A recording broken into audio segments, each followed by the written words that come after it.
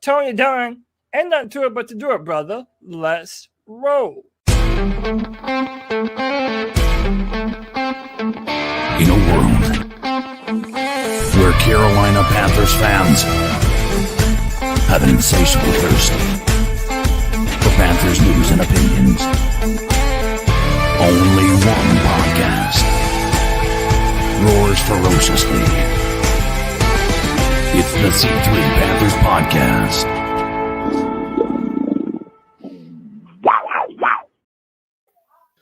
What's up, Panther fans? Less than 24 hours removed from a 20-9 loss where the Carolina Panthers fall to, on Monday Night Football, to the San Francisco 49ers. We don't play in San Francisco, by the way. Have fallen to 6-6. Santa Clara. Yeah. Now they've fallen to 6-6, and we'll be hosting on another 2-game stretch. There's a bye in between of the toughest run of the schedule. You're going 49ers, Rams, I think bye, and then the Seahawks.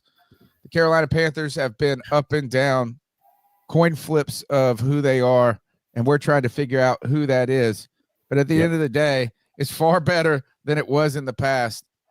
I was thinking and talking with CK right before the show. Imagine the doldrums and how terrible of a seasons we've had in the past 2 seasons to where you're at this part of the season. And you are just like, I mean, it's just such a chore to be a fan, a chore to watch the team. I was thinking how miserable it would be to do a podcast less than 24 hours after the last podcast we did after coming off a loss on Monday night. But I am not in that much of despair. We still have tons of questions ahead facing this team. Tonight's show, out of sorts. Panthers look to rebuild against the Los Angeles Rams. Questions about Dave Canales, his play calling. Do they run the ball enough? Is Bryce Young the king, the truth? Is he average? Can he be more than what he was on Monday? Can we see more of Bryce Young? That was against the Atlanta Falcons. And then really complicating this matter, Jaycee Horn facing a concussion. You're going against the Rams, who just throws touchdown. Rams team that Stafford's playing out of his mind. Their offense is great. Their defense is going to give us fits. The Panthers have lost players to suspension. Trayvon Moore out for a game for a punch to the nuts. And more injury news continuing to pound this team as they trying to find some footing. They took a big knock on the chin, seeing stars after Monday Night Football. Can they go to the corner, get an ice bag, come back out, throw some more punches? It's the C3 Panthers Podcast. It's Tuesday night. It's 9 p.m. And every week for the last 13 years, we've been rocking. Cody Lack, my wheelman. Good to be back with you. Hasn't been long, but I've missed you. You know what? I miss you every night, Tony. I miss my man, CK. I always look forward to Tuesday nights talking Panther football with my boys, even if we are coming off an abysmal primetime loss. I don't give a damn. There's nowhere I'd rather be on a Tuesday night than with y'all. Tony, you alluded to some of the things that we're going to be talking about on tonight's show. The Panthers are only 1 game behind the Tampa Bay Buccaneers in spite of that drubbing that we took in Santa Clara, California. We have a wonderful show in store for all of you tonight. But, Tony, you know there's nowhere I'd rather be, but you know there's no other group of people I'd rather do it with than the best damn Panther fans in all of the YouTube.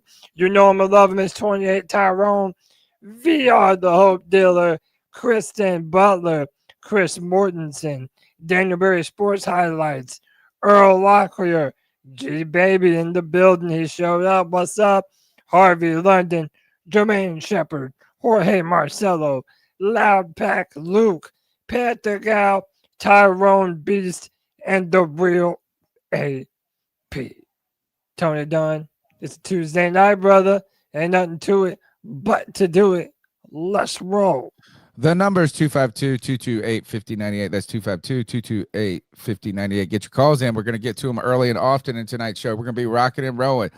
Cody's got a limited time with us tonight. He's got to celebrate Mama's birthday. Hey, it's great. Another happy great birthday, Mama. day. A great day for all of us. Cody, let's jump into tonight's show right away.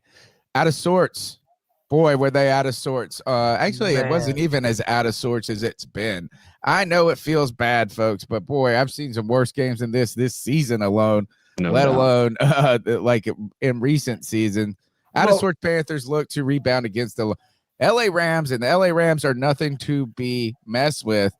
And the 49ers were not to be trifled with in this game, despite the defense really helping us out and trying to keep us alive. This Carolina Panthers offense could not get it done, Cody. Yeah, so listen, the reason I titled the show what I did is because when you are comparing what the Panthers did yesterday compared to what they did the prior Sunday a week ago, man, they were out of sorts. The play calling has been the subject of a ton of ridicule. And as always, here we are in year 3, still wondering who the hell Bryce Young actually is as a quarterback. Panthers look more like pretenders than contenders. This is Joe Person from The Athletic. An ugly Monday Night Football loss to the 49ers. Well, with the chance to take over first place in the NFC South and show the rest of the NFL they were ready to seize the Monday Night Football spotlight, the Carolina Panthers instead proved they are not ready for prime time. Limping out of Levi's Stadium following a 20-9 loss to the San Francisco 49ers, number 3 starters were injured. The Panthers faced a long cross-country flight before a short week.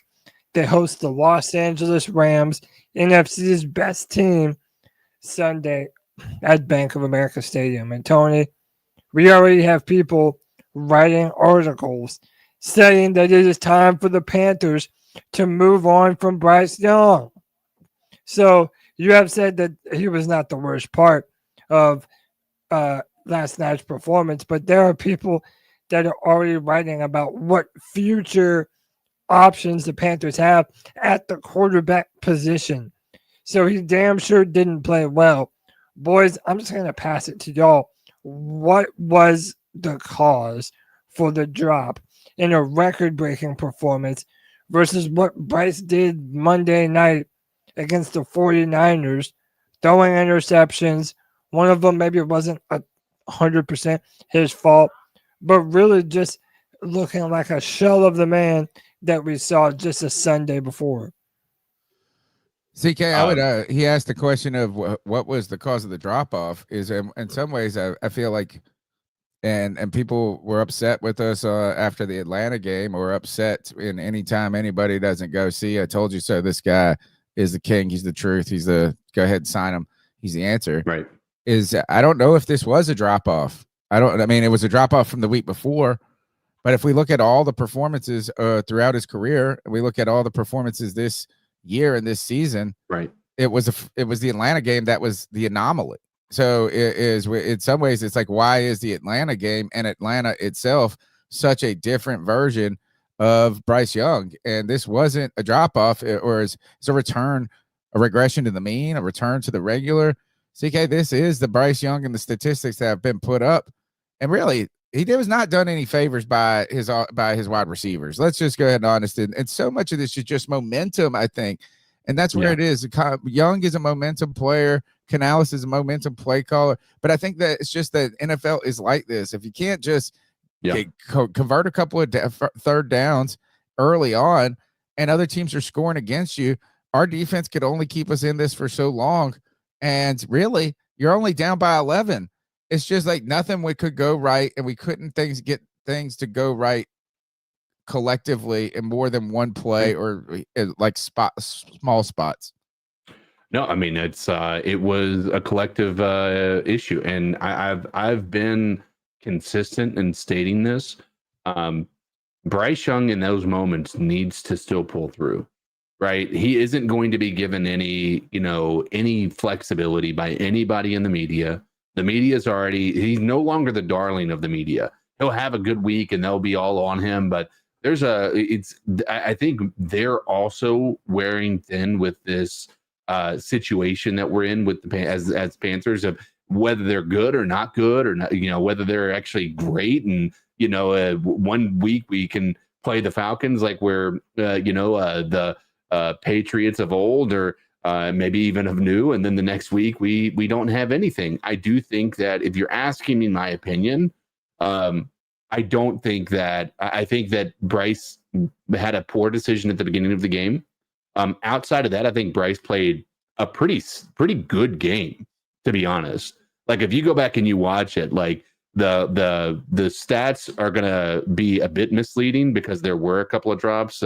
Leggett stepping out of bounds on that one play that would have netted another 20 yards, probably been a difference between him being maybe gets you back and have a little hope, not maybe win the game, but fighting to the end. Sure. I mean, I'm still of the mind. I think that Bryce Young played decent. He has a share to burden. Or he has to shoulder some of this loss, right? That is absolutely. I'm not going to forgive any of that. But he's not going to have excuses from anybody. And that's the problem that you're running into is like, no matter what, whether or not it was somebody else's fault, whether it was Dave Canales' fault, whether it was the fact that he had multiple drop passes from receivers in the most key moments of the game that you would expect, whether it's that we were getting ridiculous hold calls called against us, but not against the opposing team, whatever you want to call it, nobody's going to give him the benefit of the doubt, especially if you were already a detractor of Bryce. And I can tell you what, people are starting to become fatigued by the idea of having to constantly defend a guy like Bryce Young when there are moments when he has been the cause of a loss. Two things stick out to me, and Cody, you go, is one is I do think is that these receivers dropped made some mistakes in this game. And, you got a Tet gets hit in the face with the ball. Tet had 2 drops, maybe 3. He did not have a good game. And it was, some things were off a little. It looked like Coker in one play kind of held up a little when he could have kept running through, and he may have made a catch. But you know what? You can't help those things. Is there going to be mistakes from other players too? It's not going to be perfect. I would like to walk around and say, man, this offensive line stunk because of injury, but I don't think they were great. I don't think they were good or great, but I don't think they were just horrendous either. Bryce Young made some really good plays. He got let down by some players, but then there is this optics thing. There are 2 things that come to Bryce that make it tough or make it easy for the detractors to go after him. One is that you'll get like an interception that is, you think of that back end zone one.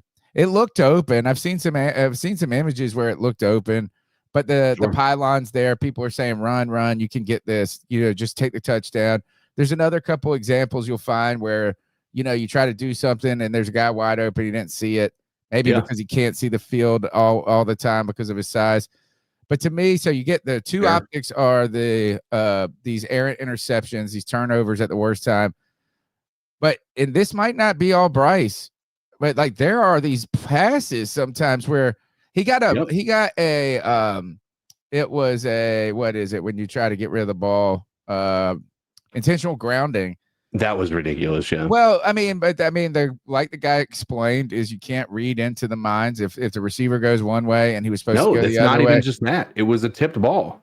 Immediately it negates the idea that it immediately removes that from being a possibility. They said that on the broadcast, and the guys which ball?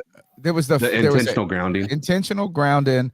The receiver runs an out route. It looked like if we all think it was happening right, it looked like Bryce thought it was either an option route or that he was going to cut inside. So Bryce threw to a spot. He cut one way. And it would have been a great throw. Total miscommunication. Right. Is it a miscommunication? But I did, CK. I got really upset with that. Is the guy said, we can't read into the mind of somebody, so you have to call it that way. But then they have the ability to have some subjectivity if the pass is tipped, if that did enough to change it. I thought, no, once it's tipped, it's immediately removed from the possibility. That's not what that guy said. The rules analysis said last night. But anyway, either way, there are these balls that are thrown and nobody's around at time. And it's these interceptions in that it's just like optically, whether or not Bryce is playing pretty well and overcoming things, it's like yuck. And listen, he has no problem throwing into double coverage. the dude would take a chance like he has a Josh Allen style arm, and he just doesn't. And what's interesting in this article by Matt Verandamy of Sports Illustrated, in this article, he goes on to say that you see all the reasons why the Panthers can compete in future years and why Bryce Young is holding them back. Carolina's defense produced 3 first-half receptions, and Young turned those miscues into 3 points, including an interception of his own from the Niners' 1-yard line. And look, man, we're in year 3 of the Bryce Young experiment. We were billed that if you're going to draft an undersized quarterback, then at least you would have those traits that he's accurate. He knows how to run the offense efficiently. Yep. He knows what routes his receivers are going to be running. That he is the ultimate point guard, as they said. They compared him to Steph Curry. But boys, one of the things I want to pinpoint here is that for someone like Bryce Young, who has been billed as Mr. Consistent, well, there is some truth to it, because other than a few performances, Bryce Young is consistently probably a 150-yard thrower on average, and that seems to be what he's capable of doing, to the point that later in the article, you had him mentioning other options available to the Panthers in the offseason, mentioning Fernando Mendoza, the quarterback out of Indiana, Oregon's Dante Moore, or Alabama's Ty Simpson, amongst others. Listen, I said this to CK last night. Maybe Bryce was not the very worst part of the team last night, but he had an opportunity in prime time to not only show Panther fans, but show the world that we had our franchise quarterback for the foreseeable future.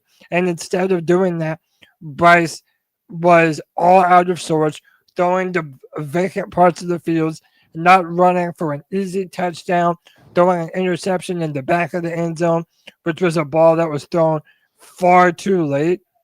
And listen, I'm to the point where even if Bryce has another good performance this year and goes off for 300 plus yards in a victory, I'm willing to say that those are the anomalies. And now we know that Bryce Young just does not have the talent level to be a sustainable quarterback for the foreseeable future. I wanted him to work out so badly, but I just do not feel that he is worthy and that he is talented enough to be the future at that position. And more people online are slowly starting to come around to this. Saying that Bryce is not our future is nowhere near as controversial of an opinion as it was even a few weeks ago. Yeah, I don't know if we say he's not our future. I think it would be difficult. How could you say that he is?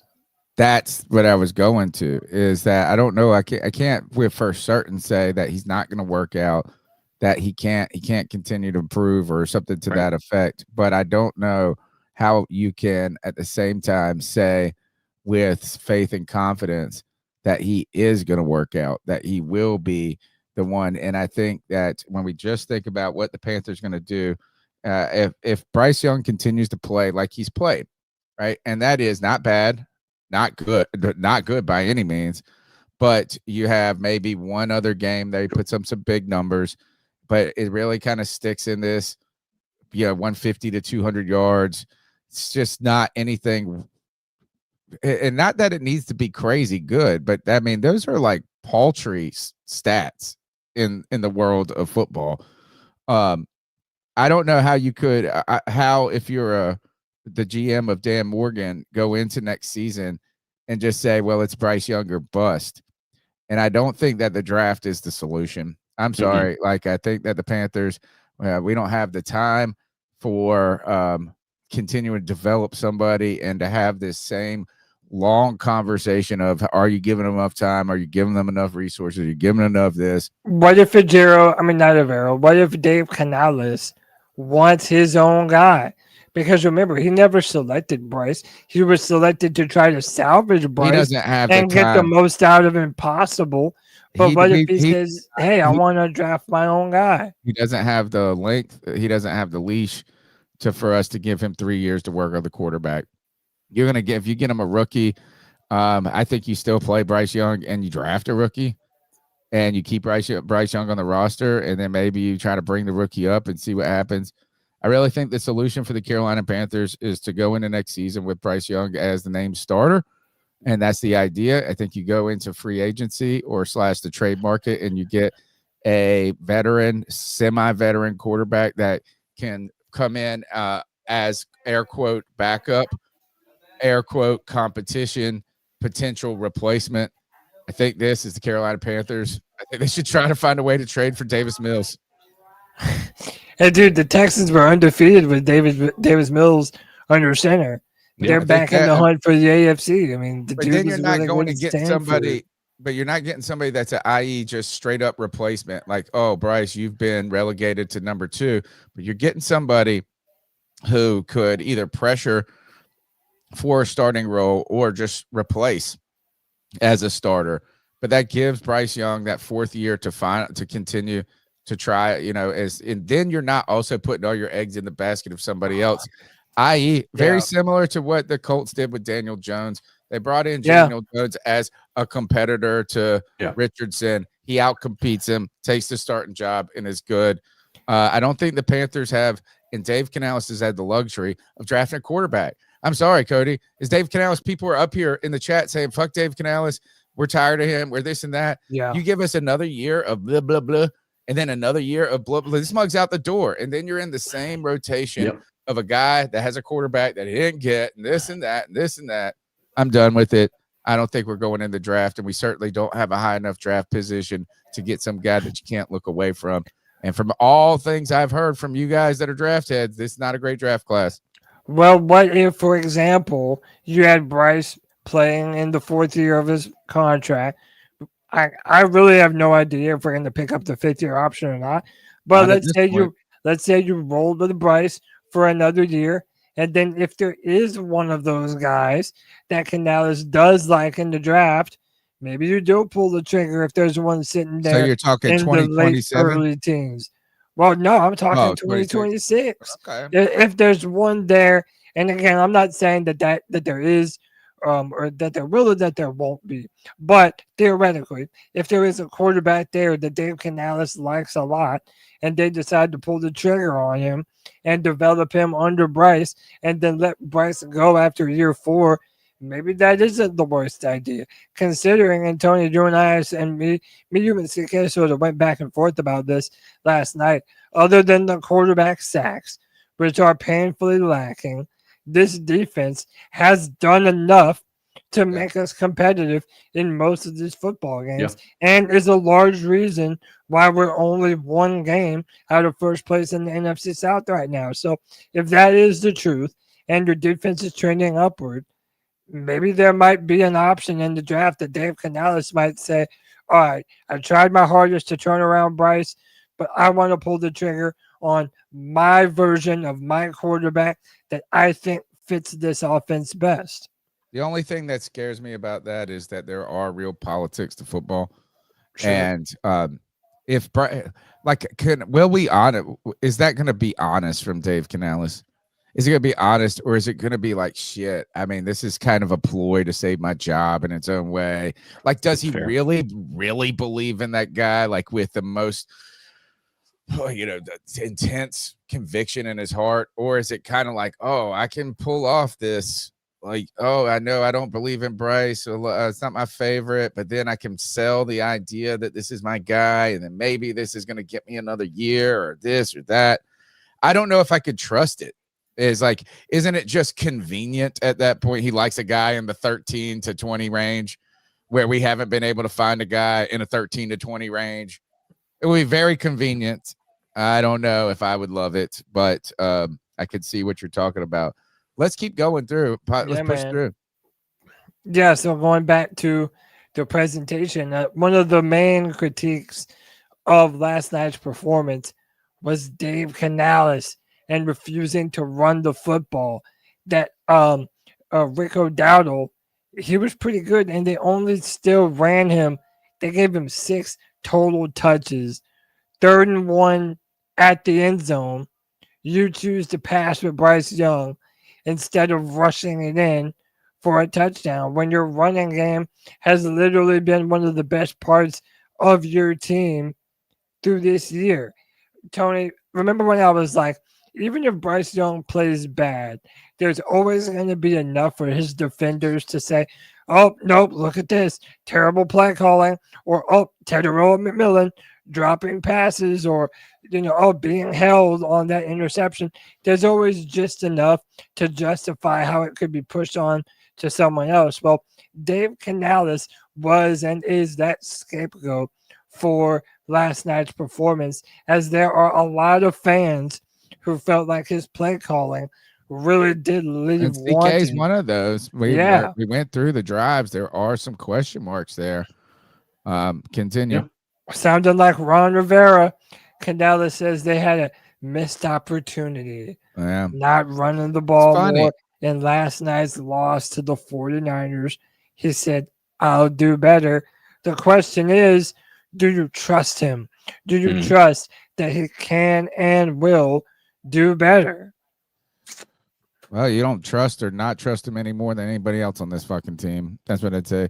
It's funny, CK, is 2 weeks ago, he didn't open it up enough. Then he opens it up. Then he opens it up too much. It's like, I think that everybody, was just that could have been better in this game and on the offense. That's what I'd say. I mean, yeah, there's some things on the defense you could have done better. There's moments you could have gotten a 3rd down stop or been a little bit tougher against the run in some moments, but that defense kept you in. I understand what Cody's saying, CK, and like there's always something I agree to defend Bryce or this and that. But out of all the weeks of this, I thought that this one I could see how nothing went right for anybody, and I don't just zero in on Bryce on this game. I don't zero in on Canal. I mean, I think they all. I think Canales is fine. I don't think he's great. And he's his 2nd year as a head coach. CK, your thoughts on how much does Canales shoulder on this? I think Canales has, at least for this loss, I think he shoulders the burden of this loss to a large significance. Right. Like, I think it's overwhelming. The amount of the blame should go to Dave Canales on this. Again, I know here's the issue, and this is why I believe this, right? This isn't a glazing of Bryce Young by any stretch of the imagination, but the most people, what they're saying is like there were maybe 3 or 4 plays they could point to say Bryce Young played bad, right? That's not enough an entire game outside of one interception that can be game altering if it was at the worst possible moment, right? That's Teteroa McMillan dropping 2 passes that were on 3rd down. That's my top of my list of things that could have changed the game in a way of play calling could have been different than something else could lead to something. Right. I think that different players having one mistake here or there is not enough for me to sway that they should shoulder the blame more than Dave Canales. Dave Canales absolutely needs to shoulder the blame. Here's the difference in why I think that Tony, you had mentioned this last night. 2 weeks ago, we were like, oh, they're not opening the ball up down the field more and all that stuff, right? The difference was we couldn't run the ball against the Saints. We tried and failed miserably. Right. We did not fail against the 49ers in running the ball. We just didn't do it. Yeah. That's where the failure comes. We are a run first team. We are never meant to be a team that's supposed to put the ball in Bryce Young's hands to where he's having to throw for franchise records, right? That's not the offense we're supposed to be running. Like, it's just not. Like, we're not built that way. We're hoping that that's something we can find our way into when we need it, like we did last week, but that is not the soul of what this team is meant to be. And then what you run into is now what happens is we go from 1 week being on top of the world to the next week, you're starting to question whether Rico Dowdle even wants to be here anymore. It was funny though. We didn't run the ball, but we run it on 3rd and 20 and pick up like 16 or some mess like this or whatever it was. And you're like, shit. And then we didn't go for it. I thought we should have gone for it there, but then we get a pick and we're there on the doorstep. So that worked out. To me, the real problem of the Canales play call, or just me, and I'm not confident enough in my understanding of the X and O's, or what I call the X and L's of football, XLs of football. But I thought, man, you're a team that you got to keep trying to win instead of playing scared. And at the end of the half, second quarter, 54 seconds left, you don't call the timeout. But another thing you did, you had 3 timeouts and you don't run the ball at all. Maybe you run the ball there. Yeah. Maybe you run it up the gut. There you run was a a draw bunch there and pick up some yards, call timeout, and Yeah. then start going into. So I do think Dave Canales, if I'm ranking it, to me, I think that play calling is so dependent too on execution. And every time there was a play call or something like this, we did get a penalty. A lot of penalties that stifled these things. I really think that those drops early on were just like, come on, man, we can't get anything going. Then you're off the field. Then I go Canales. Then I go, and he really has to be number one because he is the guy that's supposed to get this. The offense isn't doing shit. He's supposed to be an offensive mind. He's supposed to be all this. I think Bryce is like the lowest of all season for me in the rankings, and I'm not still going to give it a pass and like all of a sudden go, oh, let's sign up for an extension. I will say this though, right? There's a bunch of people in the chat room. Shout out Joey the Blind Panther, says he needs to give up play calling. Well, dude, what the fuck was the point of hiring this guy if he wasn't supposed to be the offensive play caller that you would be tethering to your franchise quarterback for the foreseeable future? That's the whole point in hiring an offensive mind. So that way, if you have a good season, your offensive coordinator isn't out the door, and then your quarterback isn't having to learn a brand new offensive system. To me, Dave Canales has to figure this shit out, dude. Yeah, he needs to be better. Like I believe that when you have so many turnovers that your defense is producing, and then for you to just stall out your offense completely, dude, that's on you, man. I know it's only year 2, but you have to be better in those scenarios and in those moments of playing to the strength of your football team. In just a minute, we're going to go in depth a little bit more on Rico Dowdle. But this is what Dave Canales had to say today about where he is, where the team is, and what we do going forward. So we have to be able to take the lessons from this and move on quickly. We have everything still right in front of us. We have to understand that. But the only way we're going to make it happen is by playing good fundamental football.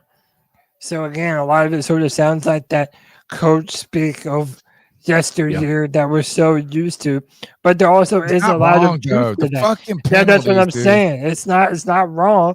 You're gonna have to learn to watch the tape, understand the things that you didn't do well, learn how to get more aggressive in the moments where it matters, and play to your strengths. Because I really do feel like Rico Dowdle, and we can talk about this in a second, Rico was pissed off that he was not utilized properly during this game, and he pretty much made that known. I want to hear this. I've not seen this. What did he say? Well, he didn't say anything, but if you look at the post game, the dude was pissed. Like you could see it in the way that when people were asking questions, it was like he was doing everything in his power not to say what he wanted to say. Like you could almost physically see him biting his tongue. I'll pull up that video too. But Rico Dowdle had 6.3 yards per carry, and he got 6 carries. It's the fewest that he's had since week 2. And that was his tweet at the very bottom there, Tony, that he put out right after the game.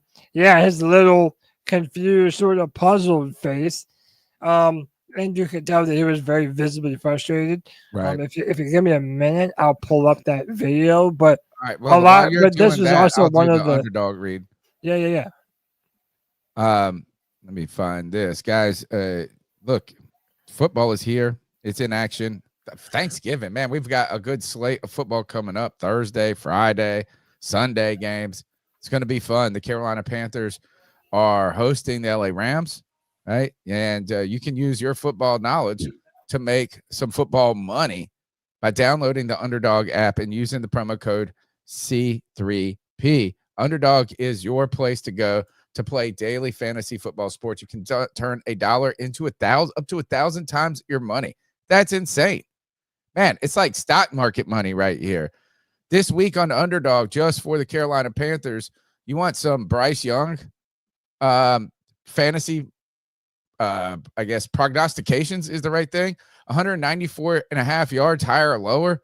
I mean, I think right now you're talking about a Rams defense that's fantastic, a Panthers team that's in disarray. I don't know how you in just great faith hit higher there. I'm hitting lower. I don't even know if I'm interested in hitting the higher on 1.5 passing touchdowns. And to be honest, after a week where we see swings back and forth, Dave Canales open it up, doesn't open it up. I can say this is that there's a lot of talk in the media about not running the ball as much. Do you really want to go higher on 33.5 passing attempts? I don't think so. I'm hitting lower on Bryce Young there. But I'm telling you, look to that other guy right there. Devontae Adams has played 11 games with the LA Rams and has 11 touchdowns. Or 12 games with 12 touchdowns. He has turned into Chris Carter. He just catches touchdowns. You want to hit higher on a receiving touchdown? Yes. First touchdown score, you can make some up to almost 3 times your money by hitting yes right there. The Panthers can. We got some other interesting stats for you. Tet, will he have a touchdown? Will he be the first touchdown scorer? We don't have the catches there. But Rico, run. You can make some money by using your fantasy football knowledge and put some skin in the game by the Underdog app. Let me pull up this because I might make sure I don't want to miss what we got to tell you on this. You go to underdog.com or you download the app, use the promo code C3P. You'll get up to $100 bonus money on your first deposit if you use that promo code C3P. And I tell you, it helps us when you help support our sponsors. So don't forget to use that promo code C3P. Let me make sure we got, I want to make sure I want to miss anything because, you know, we got to make sure we keep it tight on the C3 Panthers podcast. Download the app today. Sign up with the promo code C3P. Score $100 in bonus entries when you play your first $5. That's promo code C3P. Make money.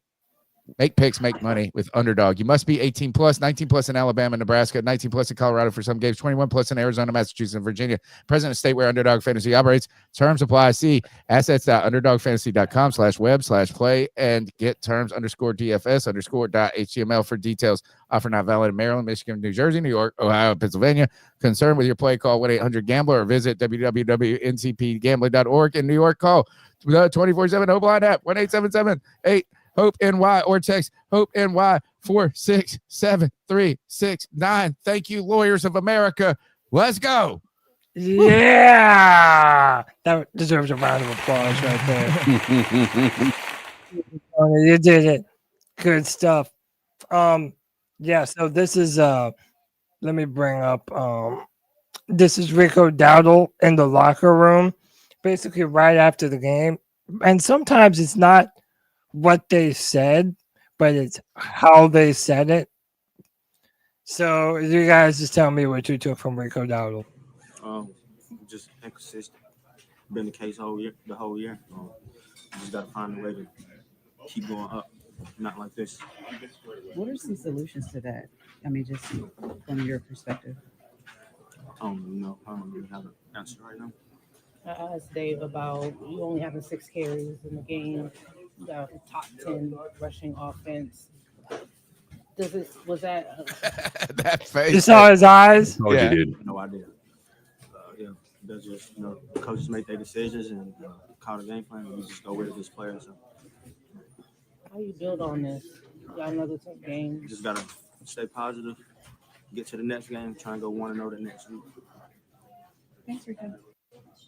So again, you see the subtle eye rolls at certain points in the interview. I mean, you know this dude has to be thinking, yeah, why wasn't I used more? Why didn't I get more touches? I mean, he clearly has been the very best part of our offense all year. And then for them to just shy away from him in prime time in moments like this when it mattered so much, it is baffling. And I don't want people to think that I'm giving Dave Canales a pass for me to just shit all over Bryce Young. I don't think Bryce was very good, but I don't think Canales was very good either. And I feel like this was another moment for him to signal to the fan base as well that he can be trusted in moments like this. But after these types of performance, it makes you wonder which Dave Canales is going to be showing up. Yep. You're listening to the C3 Panthers podcast, brought to you by these three fools on the internet right here. Make sure you smash the thumbs up button, subscribe. You can consider being a C3 super fan for $1.99 a month. You can help supplement this podcast, pay the bills. The lights got to stay on. And we are here every Tuesday after games on Sundays, in rare cases like last night, Monday nights, and the Friday free-for-all coming up this week. I'm expecting, maybe not. We'll see how the Thanksgiving holiday goes. But, man, I tell you, my favorite holiday is coming up, Thanksgiving. It really is. And I'm thankful for the guys on this podcast. I'm thankful for the people that are listening. I'm thankful for each and every one of you that subscribes and listens and gives you time, energy, and attention. Smash that thumbs up button. Favorite holiday because you don't give gifts. It's not commercialized. Man, let's just eat some food, spend some time with family, and watch some football. I can't think of a better time than that. I'm thankful for that right there. Cody, we got one last topic because we know you got some family and thankfulness to get on. Yeah. Boy, oh boy, 6 years ago, the Carolina Panthers are picking 8th overall in the NFL draft. I can't believe, though, that you're going to come on and say that they made the wrong pick, because the Carolina Panthers selected Derek Brown, who is the meanest, baddest mofo in the NFL, arguably. He is. He's pretty good. He is, and he is the heart and soul. Pretty good. This team's defense and the resurgence and us turning around the run defense. But there was a darling. Cody is a Clemson fan. And boy, did we get one of those types of players that's built in a lab that looks like they're just built to play football. And we always think about this with Cam Newton. It's like, if you could create this guy on Madden, that's who you create. Yeah. Here's a linebacker, outside linebacker, in Isaiah Simmons. That was your darling. Yeah. 6 years later, better late than never. Isaiah Simmons is a Carolina Panther. Isaiah Simmons is indeed a Carolina Panther. The former Clemson star was added to the practice squad for depth at linebacker, as they have a number of issues at that position. The Panthers signed the former star to the practice squad, adding depth at linebacker. The 27-year-old Simmons was the 8th overall pick in 2020. At the time, many Panthers thought they might go in that direction, but we were happy to go with Derek Brown. In addition to his 3 years with the Cardinals, he also spent time with the Giants and the Packers. Listen, Tony, you already alluded to it. This dude is a physical freak of nature.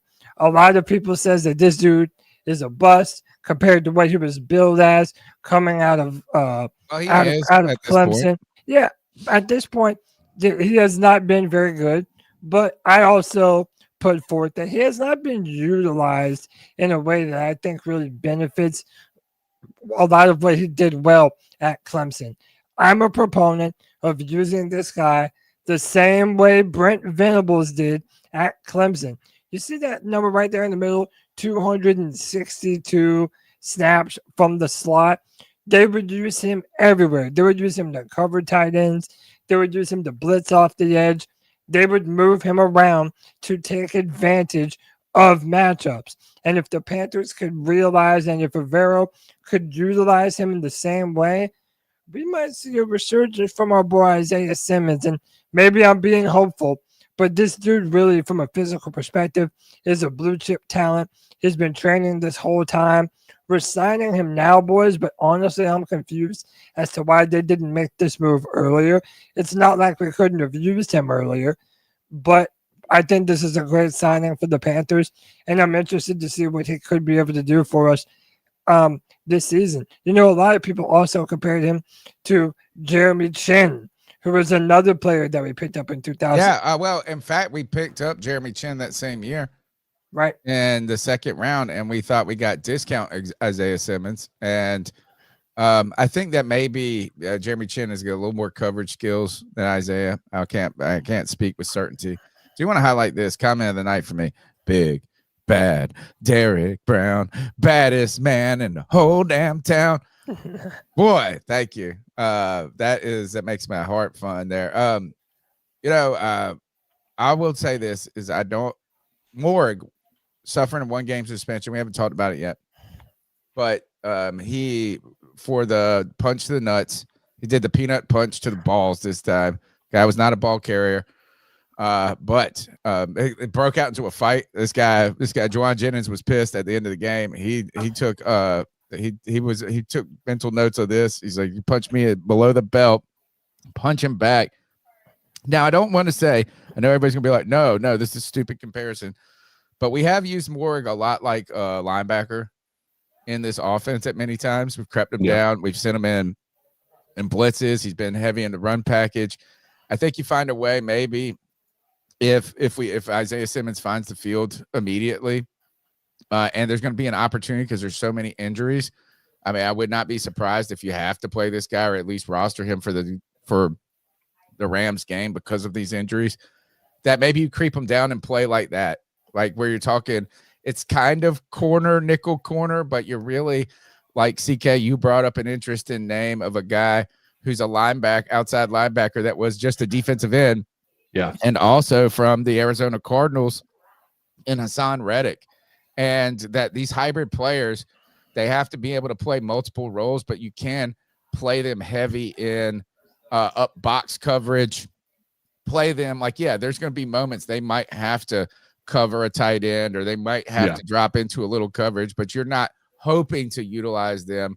I could see Isaiah Simmons, this kind of Buffalo nickel, but really trying to creep him up in the box and maybe get some pass rush out of him. Yeah, I mean, it's I think that the Isaiah Simmons signing is probably a direct correlation between this and the fact that was it Cheerless that went out and had walked out with a cast. And you also lost man, we lost like so many people in this game. Cheerless went out with a concussion. Thornton is the one. Thornton broke his fibula. He broke his fibula out for the season. Well, that's great. And then you've got, man, you're really hurting here is that a defense that's really carried the load in the water is happening. And to be honest, I thought they played so well despite so many of those injuries in this game. But you're talking about issues at the secondary. Linebackers are struggling, or not struggling, hurt. Man, you're searching for, somebody said looking in the junk drawer. You know what? You're looking for some tools, man. Yeah. No, you're not wrong. Listen, obviously, I'm hopeful that this guy can be utilized here in Carolina. I think he's exceptionally talented. I think that he could carve a way into this roster. I don't think any of us feel like Roseboom is going to be some long-term guy for us. I mean, he's serviceable this NFL year. in tackles, though. I mean, this year? But he's hurt. Yeah, he's hurt. Yeah. It's like, it's not that we're stepping forward. It's to me this is an opportunity like that Chris Barnes play. What's his name? Is that his name? Chris Barnes? KR. The Chris with KRYS. Cool spelling. I thought it was KRS1 is what I call him. But this guy was practice squad guy. Comes up, he's making big plays. You know what? This is how guys like this make. They don't have many opportunities. That he's lost his luster, this and that. But you find a team that's hurting right now, that has some players around you, that has a defense that doesn't want to quit. You get him out there and he makes some plays, and maybe, finds a way to find himself onto the roster next year. Yeah. I don't mean to steal your thunder, CK, but I like what you said before the show, talking about Hassan Reddick. Now Hassan, it only took him 2 teams to really sort of find what he was really capable of doing. But that was another guy who bounced around, was sort of utilized in the wrong position for the first half of his career.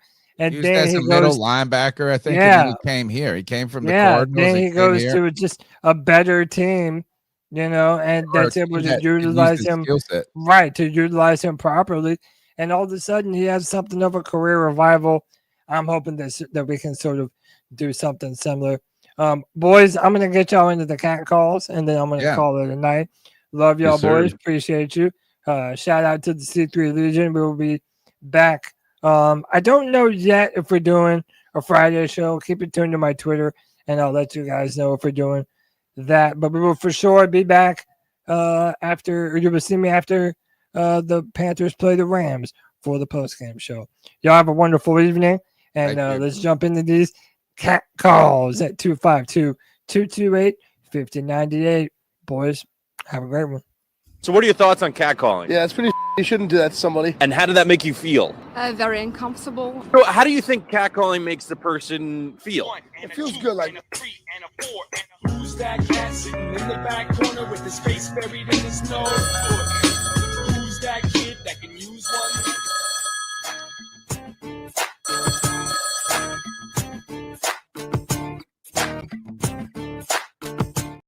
And said, to me, the biggest winner of last night's game, and I said this in space last night, was probably Cody Lack, just because when I was sitting there watching the game, I mean, like, obviously Bryce didn't play the best, but when Brock Purdy threw them 3 interceptions, boy, that it looked real Bryce Youngish, I'm not gonna lie. And I've never been the biggest Bryce Young believer, and I've always understood Cody's comparison from Bryce to Purdy.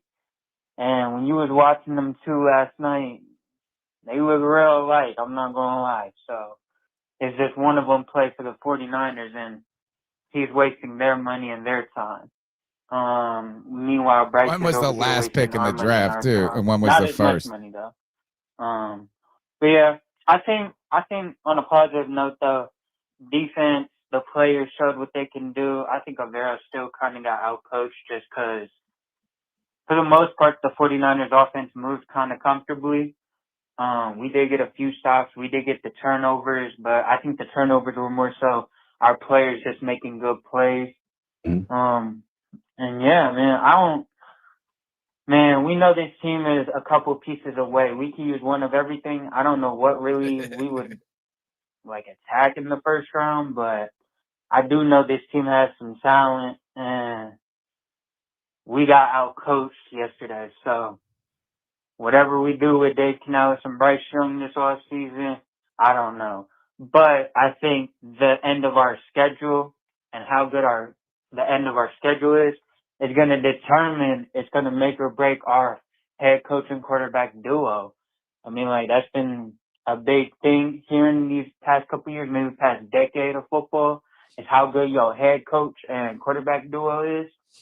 And the back half of the schedule is going to make or break it. We're 6-6. We have the same amount of wins as Tampa. We have everything in front of us, to be honest, to still make the playoffs and still get a winning record. But like we all know, back half of the schedule is loaded, so it's going to make or break how we look at our head coach and quarterback duo. I think the rest of the team has talent, but still needs more improvement. Well, good. But that's really it, man. Keep pounding. Let me know your thoughts. Baker dealing with injuries. Tampa Bay has shown some flaws. But even if the Panthers go 0-3 in this stretch of the Niners to the Rams to the Seahawks, they can go out there and beat the Saints. And I mean, in theory, it'd be hard, but you can sweep the Bucks, and man, you're in it. I mean, look, the Panthers are the season's not a wash. It's not a loss.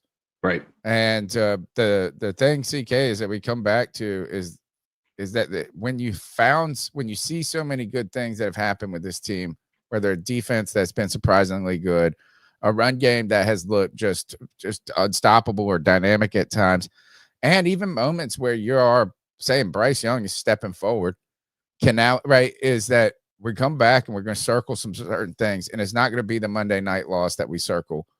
Man, yeah, it was disappointing. It was disheartening, and we wanted to get it. And you know what? It was reasonably in the grasp or the realm of possibility. Yeah. I don't think that it was in grasp but it was in the realm of possibility. That's why I was saying, if you're mad, it's good. But we're going to go back and circle a couple of games on this schedule. We're going to circle that Arizona game where you had an opportunity. I mean, with the turnovers from the beginning, giving up points. onside kick, you're there, an opportunity to win at the end, you can't do it. You're going to circle that first game against the Saints. And, imagine in an alternate universe where you have those 2 wins, the Panthers are 8, and what that would make them 8-6. No, 8-4. Yeah. 8-4. Oh, it's yeah. I mean, you're talking then about you go on a losing streak of that's fine, but then you're 8-8 after losing 3 games in a row or something like that. Yep. And you're still fighting at the end. At the end is like we will be looking back at those games. It'll be tough. Thanks for tuning in. The number's 252-228-5098. Let's go to Tyler. Hey, it's Tyler from Spruce Pond. Let me know about the call level, folks. Volume level. I was mad watching the game last night, but after I slept on it, this is a game that we wouldn't have even been in last year. Amen. Agreed. I think that's a testament to the improvement of the defense. I was listening to the post game, and you were talking about how hard they were hitting, how much effort that they played with. I think that's a good sign, but this is also a young team. I'm not sure about Bryce. I mean, I really don't know what to think about it at this point, but it's so infuriating. In the past, we've been so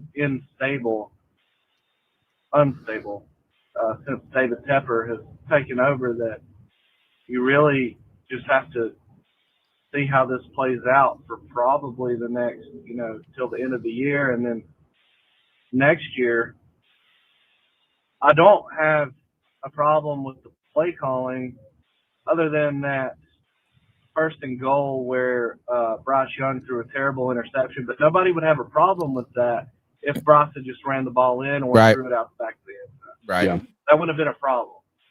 I understand that on 3rd and 4 or whatever that you want to run the ball, but if we run the ball and then you get stuck, then that's also a terrible play call.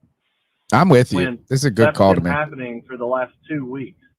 Rico Dowdle had like 16, 18 carries for 40 or 50 yards. Yeah. And then last week, Bryce Young lapped it up for 450 yards passing. You think that he would be capable to convert a 3rd and 4. The difference that I've seen is you also watch Brock Purdy and the Kyle Shanahan offense. Whenever they do a play action on like a 3rd and 4 and Brock Purdy rolls out, there's typically a wide open receiver, George Kittle, that he threw to. But it seems like the Panthers struggle to also get people wide open like that. It's almost like every time Bryce throws the ball, it's in a tight window. And that was the difference in the game last week in Atlanta. You had guys that created a lot of stuff. It looks a lot of space. But they're also young and inconsistent. So this is a great call. I'm about to run out of time. He's a great call. It's worthy of a second little peek. Hey, I'm calling back. I just realized I don't think I said my name, but this is Tyler from Spruce Pine. Also wanted to talk about the difference in penalties between the Panthers and 49ers. Like, I don't know that I've seen a game that is that egregious, one-sided calls. I mean, even on that first Christian McCaffrey run, Ricky Pearsall was holding bad. Holding the defender that should have made the play. So that caused that touchdown. It's not like it was insignificant. And it seems like just about every penalty that they called, the Panthers would have some momentum holding, and that would set us back. And nothing went their way. Yeah. And I think sometimes, at least in the NFL, you have some games that are like that. But overall, I think they had a decent showing as a team. And to be honest, Ejiro Evero might be making a case to be a head coach next year somewhere. I don't know that he gets hired, but I think his contract also runs out with us. I do think so. I would hope that he would come back to the defense that he's kind of built, but I think he's shown, it's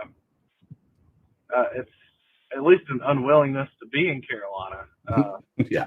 So I don't know. We'll see. But An that's all I unwillingness. got. Sorry for calling in twice. No, thank you, but Tyler. Great call, man. Really appreciate it. Okay. Wow, a lot of good analysis. Interesting. Talk about Double E, Jiro Ever. There is. I Mhm. don't know if this is going to be enough for a push for a head coaching position. Maybe get Right. some interviews or something. But I don't know if you walk out of here and you go, this guy's poised to be a great head coach, because there have been years of uncertain, just question marks. Well, yeah. I do think though Canales sticking with him this past year, when you were of the opinion, right, CK, and I think rightfully, and not, I mean, it was not a invalid position to move on, is that, is Evero didn't want to be here, maybe, like he said at some points.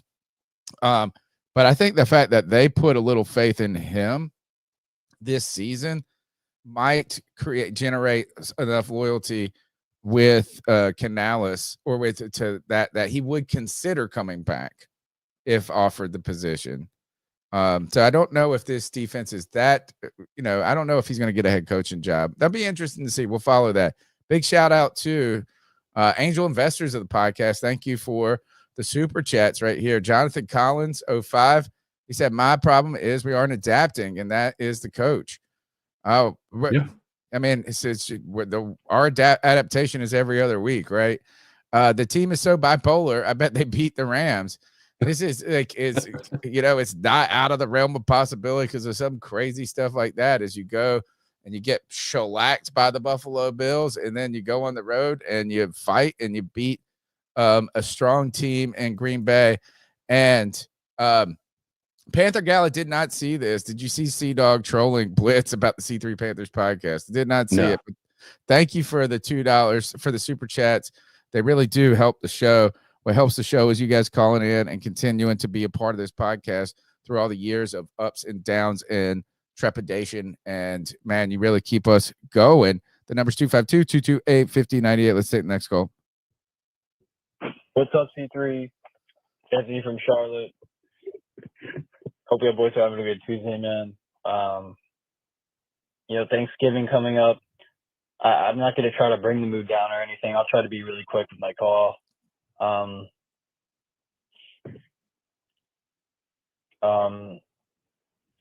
kind of just think we're at a point in time, and I was one of those people, man.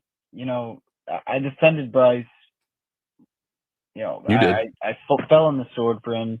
I defended him his first whole year because essentially it's hard to really correct or grade a quarterback. And it was a shit show given with his situation. Frank Wright and that. But I mean, I've God, been it was. brutally honest, man, about the situation. And he's so inconsistent. I mean, 9 games under 200 passing yards, still throwing interceptions. I get it. T-Mac was getting held all game, and they were getting away with it. It is what it is. Man, missing wide open reads, throwing wobbly passes, being scared to run it in at the 1 yard line. We have a quarterback that's scared to run it in at the 1 yard line. I don't think it's fear. He just ran it the play I just before. don't know how much more of this experiment we have to see, man, to justify this. I mean, he's not the answer. Sure, he can stay on the roster, but I'd rather get a guy that's actually willing to put his balls on the line, a guy that's willing to throw downfield, and a guy that's 6'1", 6'2". And trust me, he isn't the only issue. I've been saying it all season. I said in my cat call last week. I've said it in the spaces. I've said it in numerous other places. The free for all. The offense has been bad all season, outside of two performances. If you look at EPA per dropback, which basically tells you how efficient and effective your offense is, there's been 2 times this year where we've been in the positive DVOA, which basically means being a good unit.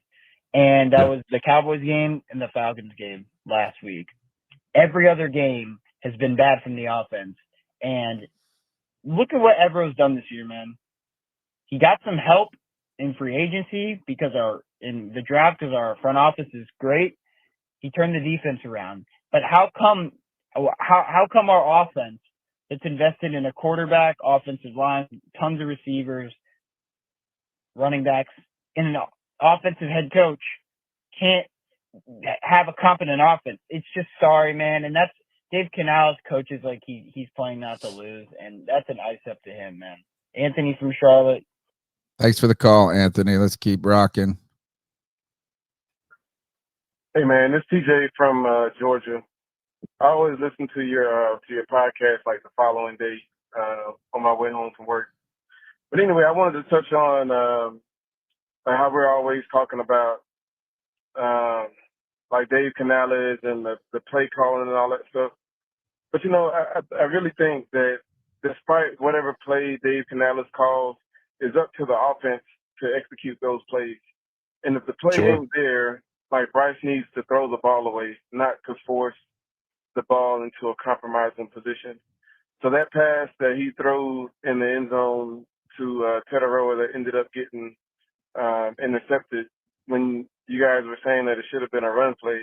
I mean, although it should have been a run play, I think if you'd have called 3 runs or 4 runs and we didn't get the touchdown, then the conversation would have been, well, why didn't he call a pass play?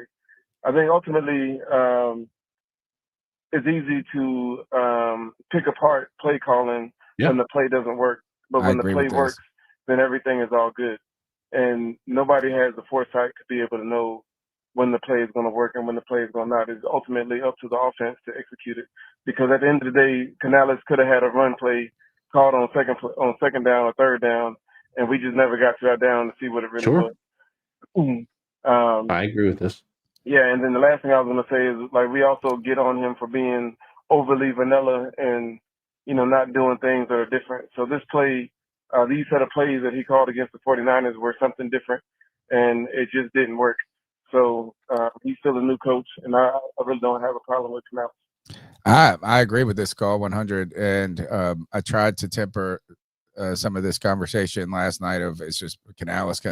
It's everything, and you want to say, well, you didn't run the ball enough. Well, you catch that ball, catches that ball, you get a first down, then you get to set up a run or 2 runs, and then you get in these positions. And really, execution does go to a lot of these different things. Is you can call the best play, and you go out there and you don't make the play. It doesn't matter what play call you made. I do think is that, he's not immune to criticism. And that's why I also don't think that it's easy as that this is a case that where we just need to shit on Bryce in this game and be like, well, Bryce made a pick. He did this. He can't throw it. He's not strong enough. It's just these are easy way outs. And in an NFL game, you just have so many limited opportunities. Is you make one bad play call, you make one play call that's good, and then you get a penalty. And then you don't get to run the ball. Then you don't get to do those things. So I don't think he's been adverse to running. I think it's too easy. I think it's simple to just say you only ran the ball 6 times.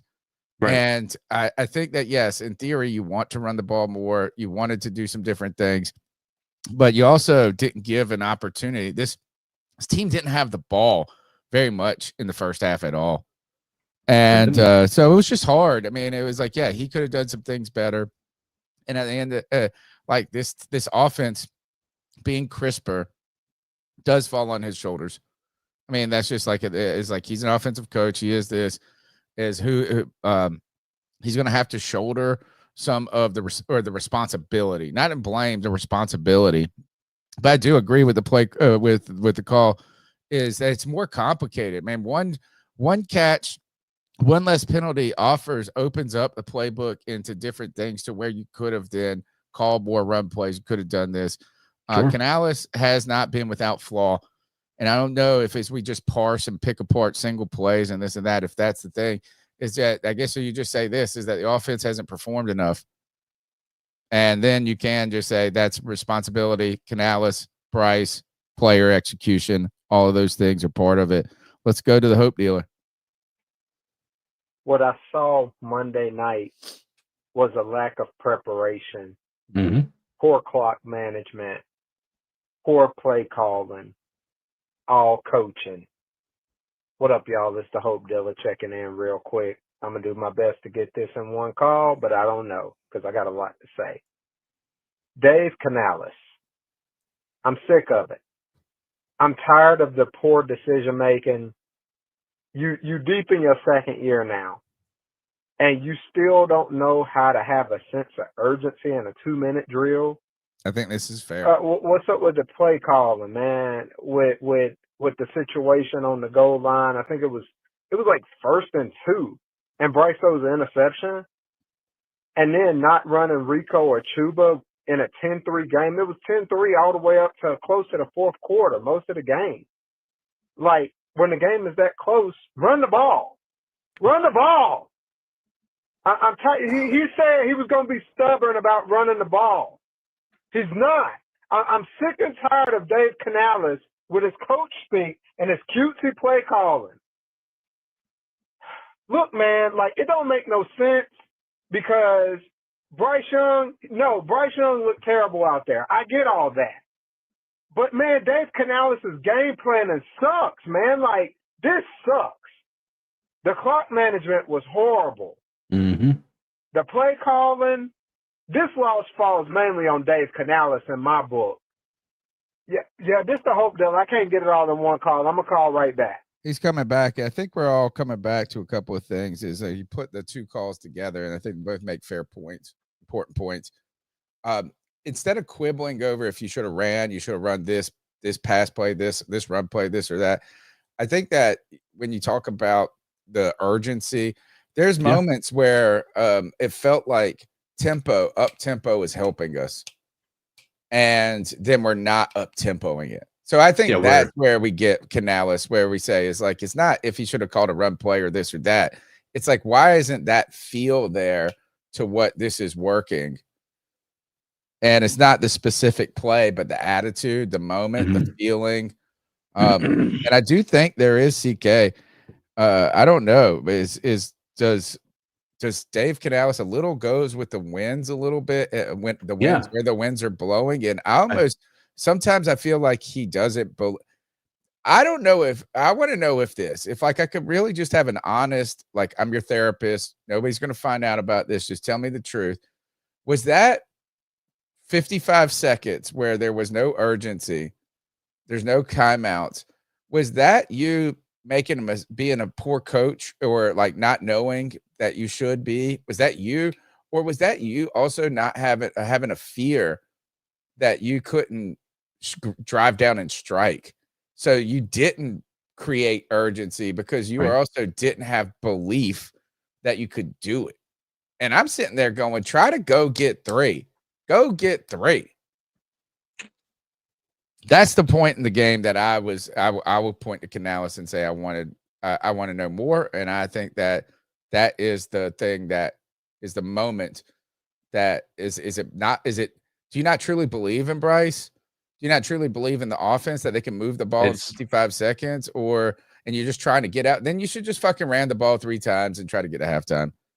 Right. That's I don't think that is the answer. I think that it's I think 100% this is just Dave Canales being a very green. No, I'm not even going to say green. It's just like he goes with the winds. You know what I mean? Like, I think you might have said something like that, but like, I don't think that it's just that he is unwilling to go against what what he comes in there with the game plan for. I just think we had one of the best games we've ever had in the passing game last year, last week. And I think when you have that happen, I think Dave Canales is all of a sudden like, let's just air it out. And I think that's maybe a part of the reason why we're in the situation we're in right now. But again, that's all speculation. I don't know anything about what's going on behind it. It felt like when the run was working, we just refused. And here's what I'm afraid is going to happen. We're going to go into next week and they're just not going to throw the ball. Right. Because Dave Canales is just going to it'd be a play caller that goes based on what happened the previous You told me we didn't run the ball enough. Rico Right. was pouting over there. That's why I say if you're on the underdog using that promo code C3P, go lower on 33.5 passing attempts. Let's go back to the Hope Dealer. Hope Dealer, second call real quick. Yeah, I was talking about Dave Canales, man, and this poor game management. But look, this Panthers defense was impressive, especially with the injuries we had.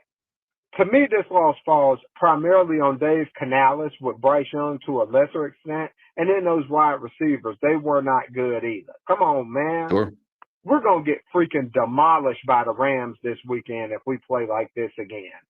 And Tony Dunn, you know I love you, my brother, but I'm sorry, man. Like, this defense, Evero, look, I commend the defense, but to say that we should apologize or that CK should apologize to Evero, I'm sorry, man. I disagree respectfully.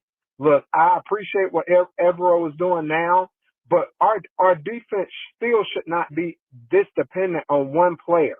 If Derek Brown gets hurt, the news commentators and everybody says that if Derek Brown is the difference maker, and that's a problem with the scheme. You mean to tell me if one player goes down, then that could potentially mess up our whole defense?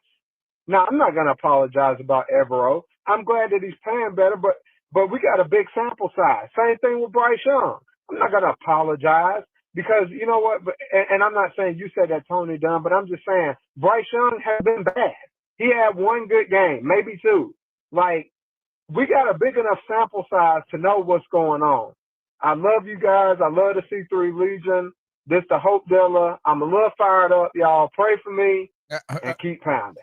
Happy Thanksgiving to you, Hope Dealer. We appreciate you, man. We love you. Don't worry. I'm not thinking that's intended at me, nor will I tell. I'm not one of those big, you apologize. I do think that defense played really well this season. And are they perfect? No. And this is not I don't want to give excuses for them being imperfect in the past. I'm beyond pleasantly surprised at how good this defense has been. I wanted them and expected them and required them to make a big jump this season. There's no excuse, not excuses, but there's no more time. This defense was the worst of the worst last year. They needed to not be the worst of the worst. I thought the jump was bigger than I expected. That doesn't mean that we give them excuses either going forward too. I do think that defense has faced so many injuries in this past 2 weeks. I was surprised that they played as well as they did last night. Sure. And even when they lost some of those big players, they were still hitting, they were thumping, they were doing things. They were not just rolling over. And at the end, 4 minutes left, 4:42 left in the third quarter. They got a 3-and-out stop. And yeah, had they let this team run on them at moments, but they got the ball back for the offense with enough time for them to get enough possessions to make a comeback. They couldn't do it. I think they actually did score. And then you're sitting here going, man, we're down. Then that missed extra point. Yuck. Man, how crazy is that? 1 yard difference. All of a sudden you're going for it. Isn't that funny? Shout out to my bastard son, Kev Basho, and said, what? 1 yard. You move the ball 1 yard now. We got to go for it. You kick that ball right there. I don't know. Who knows? Who knows? Next call. Good evening, gentlemen. It's Nick from Seattle, the best from the West. What's up, my man? Man, last night sucked, didn't it? I've been a Panthers fan for too long to let one or two games go one way or the other way, push me off a cliff, or have me go all the way up the ladder. But last night fucking sucked.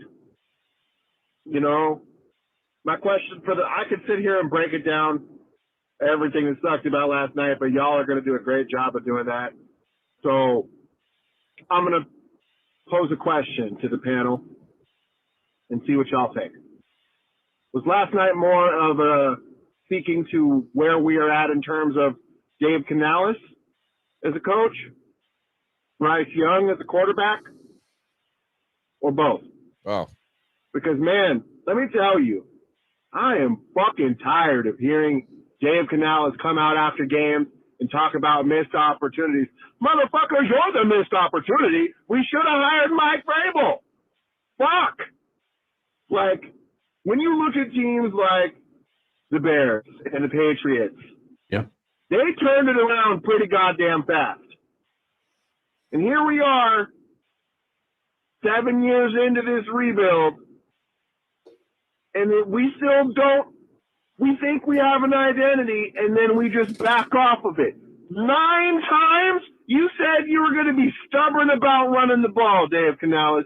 You ran the ball 9 times. Motherfuckers were averaging damn near 7 yards a carry, ran the ball 9 times. I mean, what are we doing here, boys? What are we doing here? I don't know. It's a surefire indictment.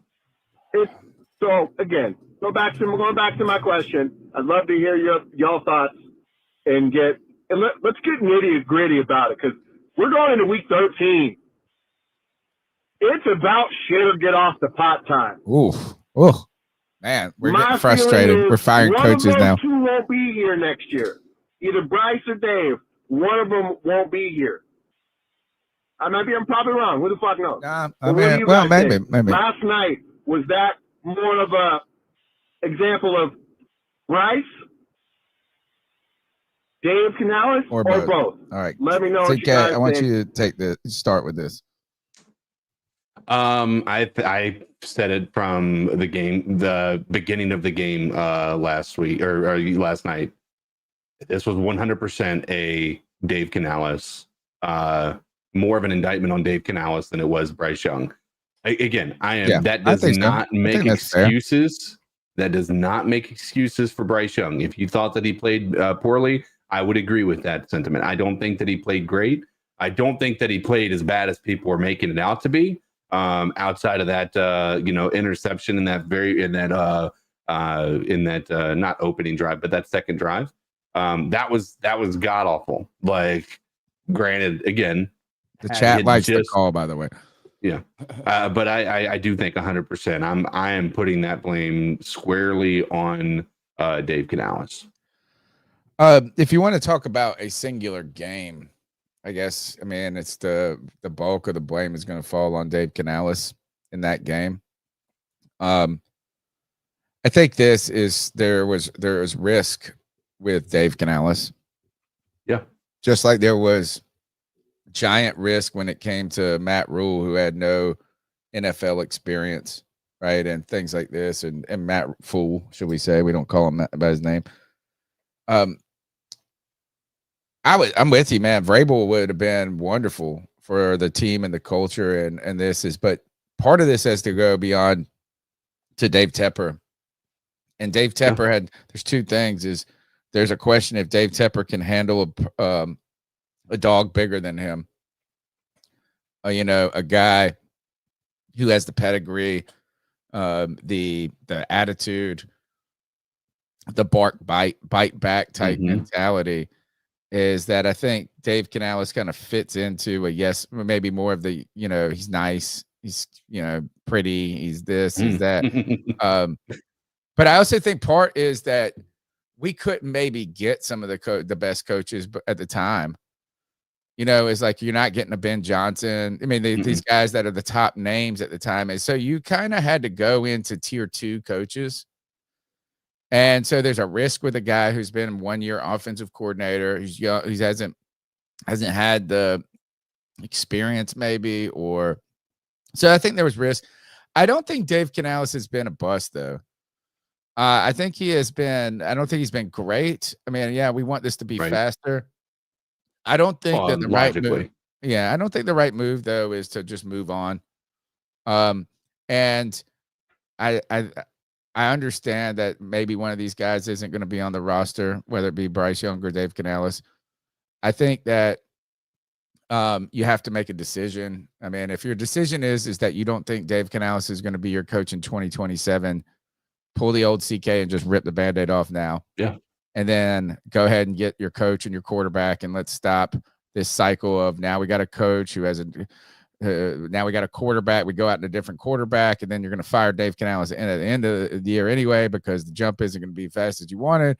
And then you're going to bring in another coach who then is stuck with a quarterback that he didn't draft, and getting this perpetual cycle of whatever.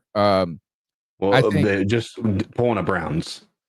yeah, and I think I think the answer, my position, and I think, and now I'm open to changing this as I get more information as the season goes on, as the offseason goes on.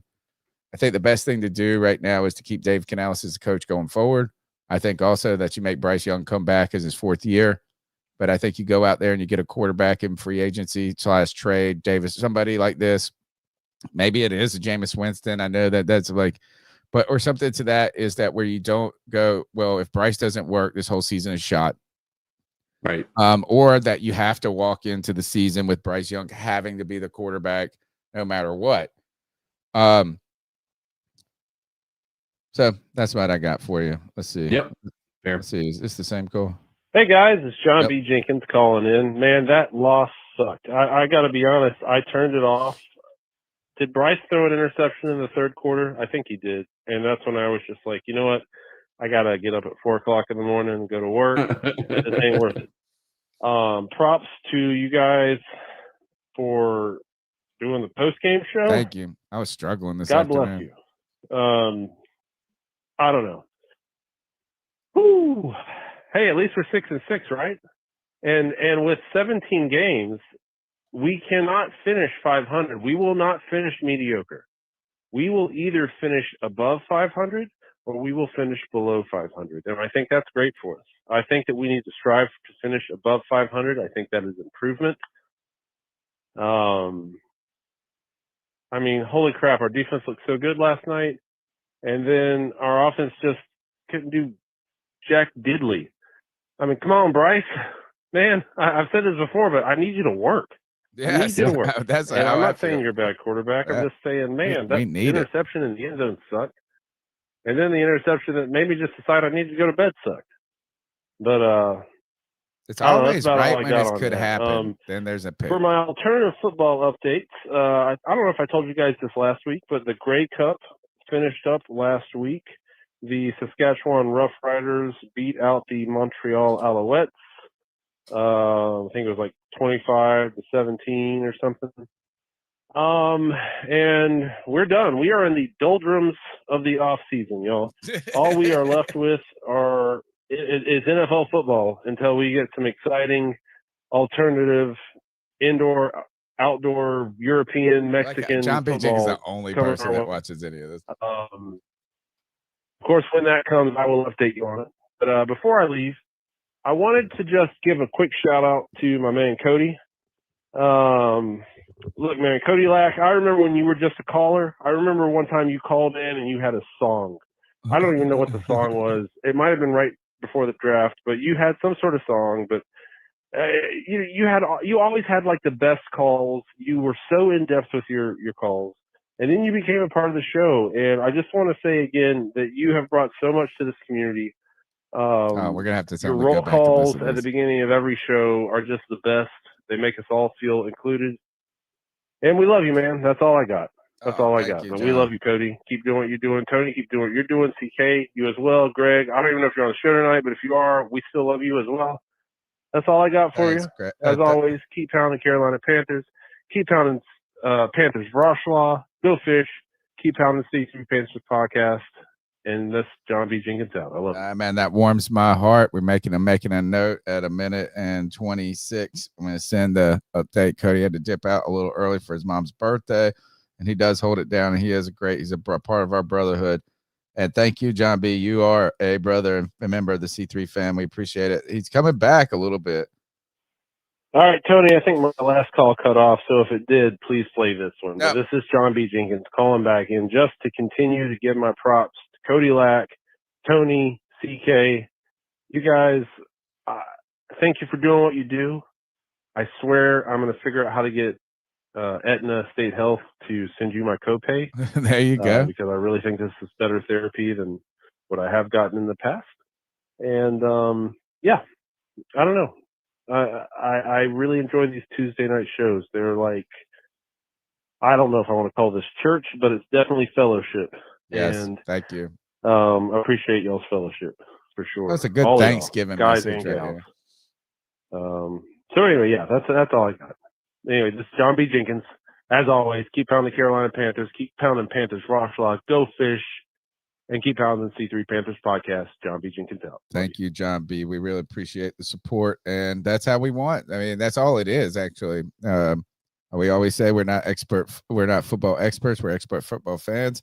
Yep. And when I started this podcast, I wanted to feel like we were riding to the game, talking shit on the way there, and riding on the way home, talking shit to each other on the way back. And when I say talking shit, I mean in a loving, kind way. Is like talking joke about where the hell's Ja'Tavion Sanders. In fact, we've only got 2 more calls to go, but we'll get back. Let's get back into the show and power through. We're doing great, CK. We talked about more suspended. We've talked. Corey Thornton out for the season. This sucks. He's really been playing hard. Dave Canales said Tuesday that rookie cornerback Corey Thornton, who had worked his way to more playing time recently, would be lost for the season with a broken fibula. He's an undrafted rookie from Louisville, had stepped into the secondary mix and had earned the respect of his peers and coaches with his work ethic and preparation. He also made plays. He was making plays. He was making plays last night. That injury hurts. It's just one of many injuries that has been problematic for us, or that is going to be a challenge. We're talking about this. I brought this up. Let me pull this comment down so we can see everything. Ooh, let me see if I can do this. There we go. I'm learning how to be Cody right here. This is a story on catcrave.com by Dean Jones. Panthers once promising golden ticket already looks like a disaster. Things have become stagnant. The Panthers were expecting big things, Dean writes, from Ja'Tavion Sanders in his second season. Athletically gifted tight end flash promise as a rookie, and most were anticipating even more growth from the player this season. To say that hasn't materialized would be something of an understatement. He's logged just 176 receiving yards, 25 receptions, no touchdowns this season. Former Texas standout is suffering from severe confidence issues right now. Sanders offers almost nothing after the catch. The explosiveness that caught his eye last season hasn't been evident this time around. His blocking remains weak link that doesn't seem to be getting better anytime soon. He's a lackluster outing on primetime. Week 12 was a microcosm of how things have unfolded in second year pro of 2025. Carolina Panthers have been struggling for a long time to find an answer at tight end. Mitchell Evans has played really well this season, or at least he's made a bunch of touchdown catches in moments. He was the one that was targeted in that end zone that was an interception. I saw something, though, about how crappy Dave Canales play calling didn't go to the tight ends at all last night. I think he threw 2 times to the tight ends, and that's against the team that has had a struggling linebacking core. But that also could be a contribution of Bryce Young. Like there's a lot of this that we can pinpoint. I believe my mind is that it's a Dave Canales issue, but to say that I know for certain that it's one way or another, I don't think it's a fair thing to me. Pretend like I know what's going on beyond the what I see on the screen. Well, with Sanders, though, he has been underwhelming this season. Even when he's got the ball thrown, he's had drops. He's had some he is just not broken out. And there were moments last year where he was breaking out or starting to look ahead. I learned these lessons with these damn tight ends. I got to see it more than one season. Who's the guy that everybody hated not too long ago that stayed on the team forever? Tight end. He stayed forever. Ian Thomas. Ian Thomas came out as a receiving threat his rookie year. And it was like, we got a new and then nothing. I got to see these guys produce for longer and more, but we have not found a tight end that has been a large contributor, at least Sanders. Interesting to hear about struggling with confidence issues. I'm sure a lot of people on this team are struggling with confidence issues. And, he's a big ass mug that we thought was going to be part of the receiving game. And he has not played well, even in moments where the balls come to him. It's just like he falls down when he gets the ball. Yeah. And he's had drops early in the season. Wanted more out of him. Hope we can find a way to get these tight ends in the mix. We have to find a way. Going back to play calling, this is to get the mixture, to get it to come together. I don't think it's just like, the solution is like, what if this is where we don't want to see this week coming up, CK, is all of a sudden we just run the ball 40, 30 times, and every pass play we goes to the tight ends. It's just like stop. It's like, can we find a way for it to just come together naturally, organically? We got 2 calls left, and then we're rocking to the Rams. Ugh. I know. It's so painful to Yo, think about. this is Luke from Fort Myers, and after watching the video back again from the live from last night, Tony Dunn got a great fucking point. Oh, thank you. Shout out to the legendary, the great, in my opinion, GOAT of Panthers podcasting, Tony Dunn and the C3 family. I love this call already. Call The of the fact night. that we were mad that we lost this game, we have came so far. In the famous words of Kim Kardashian, I didn't come this far to come this far. I don't know what that means, but I just felt like saying it. The fact that we are upset losing to the 49ers On Monday by night. 11 means a lot. It means a lot. I'm trying to keep it PG-13, but it means a lot. Yeah. It means We didn't think we if could. if I would have We told had to you, lose. while we had Frank Reich, that we'd be fighting a couple of years later, we'll be fighting for the number 1 spot in the division, you would look at me like, bro, there's no way after we traded DJ Moore. If I would have told you last year, you would get some hope, but there's like no way, even if you look at off season of this year, we didn't think we were going to be fighting for number 1. No. The NFC South is so easy for taking. It's just if we can capitalize on it. That's it. I mean, if my brother asked me, do I think Bryce Young is a franchise quarterback? I tell him no. Do I think we should extend him? Nah. I'm going to be honest, nah. I'm fine with letting Bryce Young walk to the 49ers and he'll be like, the next big thing. Or with Bryce Young's luck, he'll go to the fucking Raiders and, fucking be phenomenal with Pete Carroll. I'm fine with that. I can live with that. But if Dave Canales wants to turn this around, I really believe he should get some quarterback competition with a Sam Howell, Byron Brown from USF. I'm going to keep saying it. Like, he don't got a cannon, but he got motherfucking legs. And that's the same shit that happened with Lamar. Lamar had legs, and they said he couldn't pass. Right. Now look at him. 2 MVPs. So I think we should just add competition to the quarterback room. Yep. And I agree. see where we go from there. Because I really don't think it's the play calling. I think it's the execution of the plays. And there could If you be really times look the at that play Super calling Hubbard could play, be better. It would have been a tutty if Jatavion Sanders just picked up his block. It would have been a tutty if Bryce Young. Yeah. I like this call out because I want to it's again been doing this long enough to not try to get baited into the easy thing, right? It's play calling, it's Bryce, it's easy, this. So any easy answer is usually the wrong answer. Yeah. With Dave Canales, look, I think the fact that we want more out of this season really actually shows that it's been pretty good. And the idea is the Panthers have an opportunity to win 2 more games this season. They do. They can get 2 more W's. You pull 2 more W's off, you're in an 8-win season, CK. Yeah. And that's a fucking what we have 4 last year? Or no, 6? Yeah. I mean, we are 5, and we only had 5. Or did we have 6? It was not good. It wasn't that good. Yeah. I mean, we were picking Fair, 7. I fair. mean, whatever But, it was, I don't know. Let's not. But is that I think right now, at the beginning of the season, you said the Panthers win 8 games. That's what you get.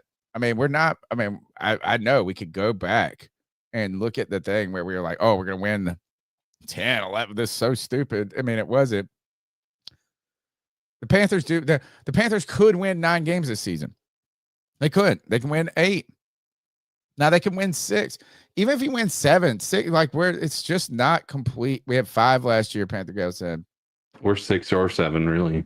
I think the fact that it is that if we get to the end of the season, we win 8 games and we go, oh, this really was a failure. That shows you how far we've come. Yeah. It's like, we're mad because we didn't get 10 wins because we could have had 10 wins. And I tell you, go back. We are at the end of the season, I mean, like, so I don't think Dave Canales is the truth, like, is the best thing ever. I think that he's growing. He could grow into something. This is not the worst I've seen.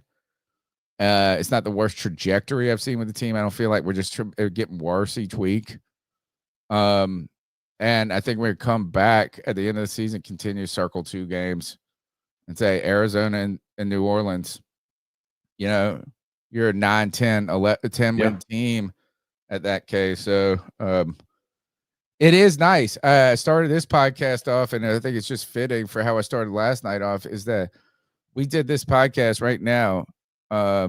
It's less than 24 hours when we started our podcast last night. And if this would have been last year, the year before, I would have been really fucking pissed about podcasting less than 24 hours. Like, fuck, we got to get up here and do this again. Yep. I'm not at that. So last call of the night, Lou again. Yo, this is Lou coming back for a part 2. But like I was saying, I really believe it's just the execution of the game. It's just, there's plays to be made. It's just whoever has the ball in their hand is not making that play, whether it's Bryce Young, Chuba Hubbard, or whatever. And yes, or do Tet, I feel like the rest or are playing T-Mac. unfair?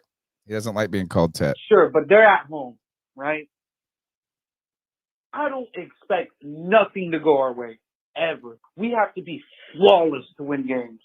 Absolutely flawless, and they have to be game winners. But I say we keep Evero.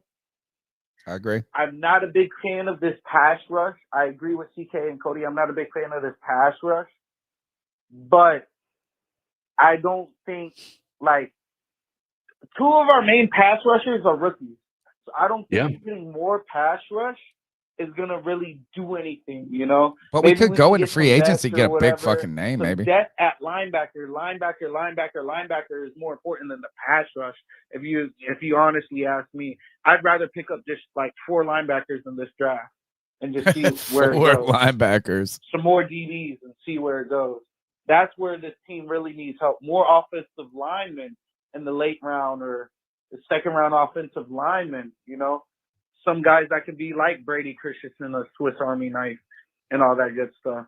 But that's the end of my call, man. Love every single one of y'all. Thank y'all for doing this, man. And if you listening or you watching, hit that motherfucker like. Thank you. Hit that motherfucker subscribe. Thank you. Keep pounding. Great last call of the night. CK, the last 2 drafts have had to, one had to go so heavy in the paint in offseason, not only the draft, but free agency.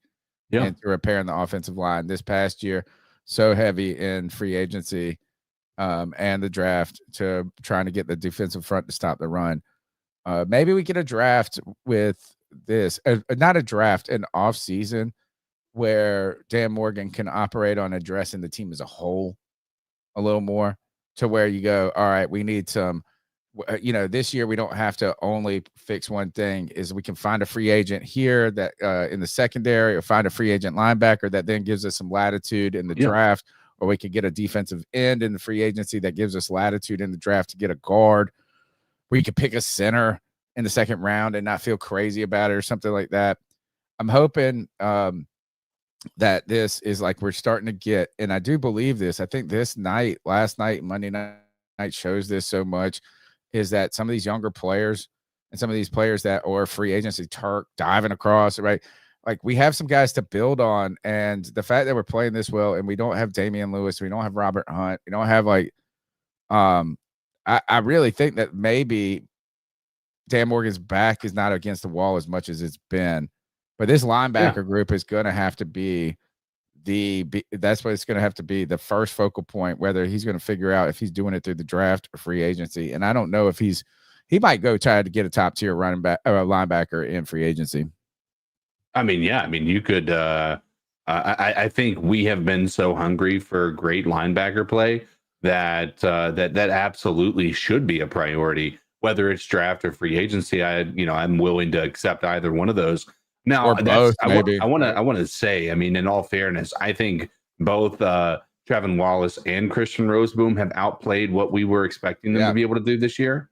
So I am not like so like upset by where our the biggest issue we had and is the depth issue, right? If there's injury or what have you. But could there be an improvement on that side of the ball? I do think so. I think it's pretty obvious, but I'm also willing to give some grace to Christian Roseboom and Trevin Wallace. I don't think that they're I don't believe they're the weakest link on the team. Like I would have said at the beginning, right? Yeah, right. They're just it's you know what? But neither of them out there right now. How about that? That's availability issue, right? You know, that's a fair point, and that's a fair criticism if you wanted to create that as a criticism. Or if you didn't like the guys, you can't be bitching about them now that they're not there. Say you didn't like Roseboom or you didn't like Wallace, you thought they were detriments to the team. Well, guess what? You might be missing them now. Yeah, I mean now it's I don't know that them not being in the game was and the game still going as well as it did for the defense. I don't know if that's necessarily going to end up being something that's a positive or a net positive for those guys. But you might see it over more than one game, though. Right. Is like I was pleasantly surprised that it wasn't that big of a problem. Because if you looked at that injury report going into that game, oh, dude, I was like, oh crap, this defense is screwed. And then the defense was good. And then you go into the injury report in the second. Well, okay, but yeah, I mean, held you to what, 20? I say good-ish. Like I think they did enough. They did what they needed to do to win. Like in my opinion, I mean, they gave this to. I mean, I would say even I would go as far. I will say good. And then you look at the report, that injury report coming out of the second half, and you're like, oh crap, these guys could put up 40 if they wanted to, and they didn't. Mm-hmm. All right, thank you for your calls. That's the call section, man. We've been rock and rolling through the show. Now we got to look ahead to this week. The Carolina Panthers on Sunday host the Los Angeles Rams, who are fucking killing it, man. The Rams are. Let's see what the Rams record is. They're like 10-2. The Rams are 9-2. 9-2. Matt Stafford playing fantastic. Devontae Adams just catching touchdowns like Chris Carter. In fact, if you look at this is Know Your Foe, we kind of build off of the Panthers article they put out each week and then add a little supplement to how we're just looking as an early preview, right? Because we don't know enough about injuries and what the other teams are. It's Tuesday. There's practices going throughout the week. Sunday, the Carolina Panthers host the Rams, who are just rocking and rolling. And I tell you, the story of the Rams is the defense, but Matt Stafford, who were worried. I mean, you watched, I don't know if it was Sunday night, wherever I was watching. It was Chris Collinsworth called it. So I think that's Sunday Night Football. Talking about how Matt Stafford was questioned if he was going to play football. The Rams even gave him an opportunity to seek a trade at some point. He didn't know if he was coming back. He gets a back injury, misses all the preseason, and comes out and he's playing some of his best football ever. As aging like a fine wine. Matthew Stafford, from Panthers.com, they write, Matthew Stafford might be in his 17th year in the league, but he's showing no signs of slowing down. Super Bowl winning quarterback is 5th in the league in passing with 2,800 yards and a 66.5 completion percentage. He's thrown 30 touchdowns. That's the number right there. 30 touchdowns with only 2 picks. What an insane ratio. Unsurprisingly, that leads the league. His touchdown passes also lead the league by a margin of 7.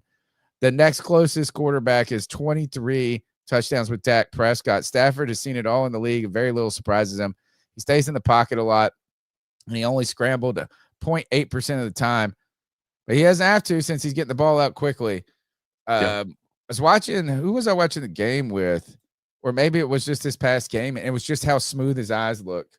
Like it's just like the game is slow to him. So the Panthers got to host the best quarterback in the league who's been around. And I have some friends. I got a friend that go on Pirate Radio. He's a Raiders fan, but he says his favorite quarterback of all time is Matt Stafford. I mean, it's just kind of the age he came in. He's seen this guy just be the dude. And talk about a guy who's just lasted. And I mean, goes from Detroit doing all of these great things in Detroit, helps bring them back. Struggle. I mean, like what, number 1 overall pick, I think. Tough early couple of years. Helps the renaissance of Detroit, part of the trade that comes and gets really trade that worked for everybody. Jared Goff renaissance in Detroit. Matt Stafford gets the thing that they didn't think that Jared Goff could get, and that is the Super Bowl, and he's still going. Another guy who's been in this league for a minute too and continues to thrive is Devontae Adams. back to keeping defense in fits. And so is Puka Nacua. This is from Panthers.com. CK, they write, one of the reasons Stafford has been able to thrive this season because Devontae Adams. The Rams already had top receiver in Puka Nacua, who is still third in the league in total receiving with 947 yards. Look at that, a quiet 947 yards from Puka Nacua. Thanks to the front-heavy performance in this year, Nacua is still a huge threat to stretch the field, 13 receptions of 15-plus yards, including 39-yard touchdowns. Adams, though, has become a go-to option in the red zone. 12 touchdowns this season in 11 games, leads all receivers. Against the Bucs on Sunday Night Football, Adams caught 5 of his 8 targets for 62 yards, 2 touchdowns. 61 of his 62 yards came against single high coverage with 1 reception. A fade for a touchdown came against cover 0 in line 1. Like Stafford, Adams been in the league for this year, it's 12th season. A little surprised at him. He's widely considered to have some of the best releases off the line of scrimmage. He's on my fantasy team, CK, and this dude ain't put no yards up. But he gets a touchdown. I mean, he'll have like 1 catch, 12 yards, a touchdown, 2 catches, 3 catches, 33 yards, 2 touchdowns. He's just Chris Carter, man, just touchdown machine. Yeah. Watch out. I'm sitting here going, look, it's going to be tough to compare the Panthers, keep him out of the red zone. Yeah, it's we have a tough task ahead for the remainder of the year anyway. We have weapons galore. We have an MVP quarterback that we're facing this week, our MVP caliber quarterback, I should state. Then we go into next week, or not next week, because next week's a bye week, but we go into the next one and going against Seattle, who has Jackson Smith and Jigba, who is on pace to break Calvin Johnson's receiving record in the NFL.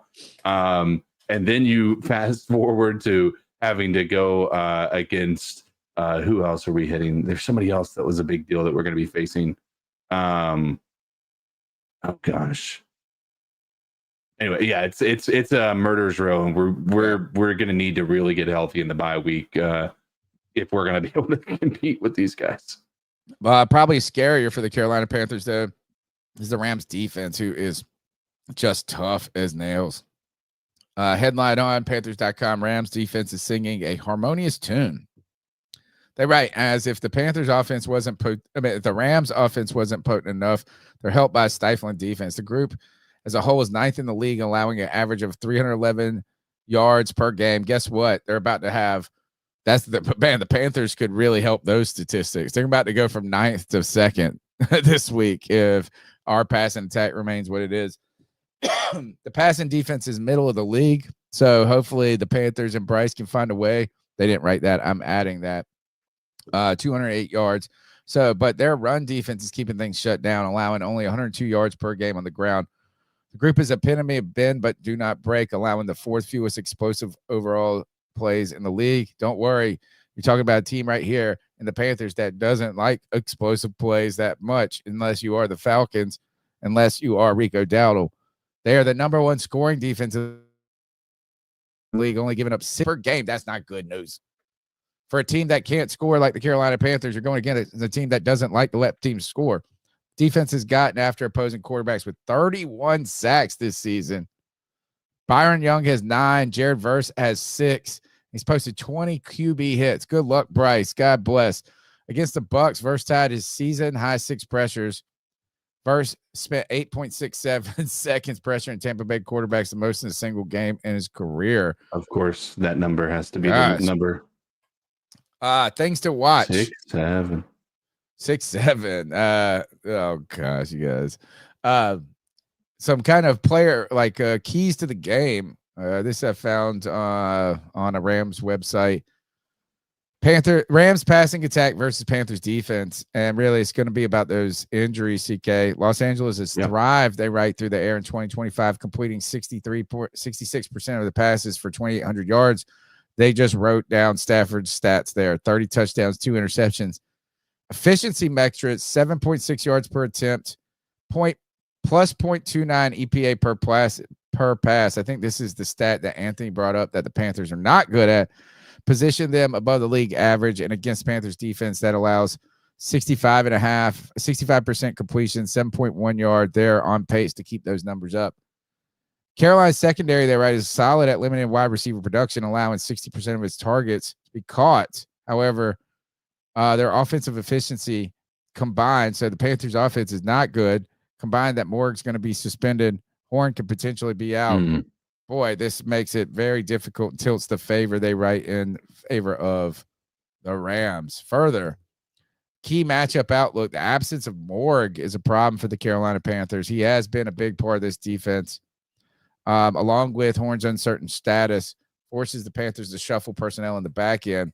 You got Thornton that's hurt now. I'm adding some of this stuff in, potentially creating mismatches against the Rams, multiple receiving threats. Hell, it was going to be hard enough against the Rams if you're full strength. And now you might be missing multiple corners, no bueno, and a safety. We had 10 interceptions this season, but 3 of them came this last week. But Los Angeles is very good. I don't know if you guys heard, Stafford's only thrown 2 picks this game. So I would not be betting the over in that. It's a critical test, they write, for both teams. The Rams look to continue their NFC playoff push with top-tier passing against the Panthers must quickly adapt with their defense being hurt. This matchup will hinge on Carolina. Can they compensate for key defenders? I don't know if that's the case, though. Can the Carolina Panthers generate any offense? Yeah. CK, the Panthers defense has allowed a third down conversion rate of 39% on third and long this season. That's the second worst in the NFL. That's not good. Not great on a third down, obviously. The Panthers defense has allowed a passer rating of 124.9 on third and long. So we're not good on third down on defense. Defense has allowed successful plays on 38% of pass attempts against play action. Not great. Passes against the second best in the NFL. So we're good on play action. Good against play action, the Panthers. That's good. Here, one good thing, though, the Panthers defense has not been the ones getting the flags. And that's crazy because Jaycee Horn has gotten several flags. Yeah. So what is he like at 70% of this? The Panthers only been flagged 14 times on defense. Is that real crazy? That's wild. All this adds up that the Panthers are 10-point underdogs at home. So CK, I'm gonna ask you this. We don't want to pick against the spread, but who are you picking in this game to win? I mean, it's right now. I don't know how you pick against the Rams playing the way that they do. If you're picking the Panthers in this one, you're picking with your heart and not with your head.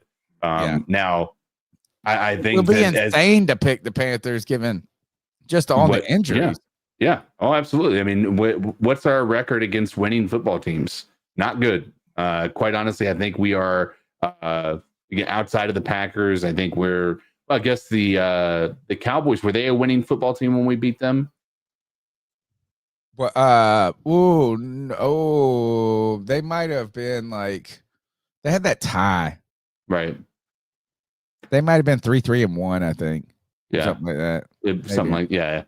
But yeah, so we don't have a great record against people who have winning records.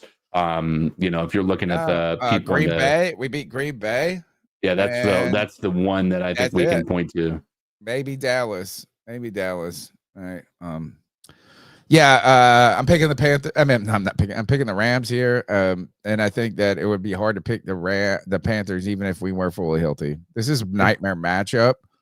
It'd be wonderful. I mean, imagine if you can pull this kind of crazy back every other week, what that would do to the mind melt that would create for this. There's some player prop bets. I thought this was fun. Is like what you could bet if you went to a betting site. All right. Bryce Young has hit the completions under in 13 of his last 16 games. So they will give you a prop. And it could be like he's going to have 17 completions, go under 13, right? Bryce Young has hit passing yards under in 12 of his last 17 games. I don't think any of these numbers are surprising. Speaking of Ja'Tavion Sanders earlier, you can bet Ja'Tavion Sanders at the longest reception has hit the longest reception he's not. Why would anybody bet that the longest reception? That's like a free bet that you give you. I would hit the under every time. Bryce Young has hit the longest rush under in 8. The longest rush. I mean, I need somebody who's a gambler to help me figure this out. Chuba Hubbard's hit the rushing yards under in 10 of his last 14 games because it's the Dowdle show. I wouldn't expect to change that much, but they did give him more action. CK, that's the show. We just got to ice some fools up. Yeah. How we do? How I do? Oh man, we did good. We did good. We made it. Got all the way to the end. After 24 hours of us from us having to literally have these exact same conversations, I think we did the best we could.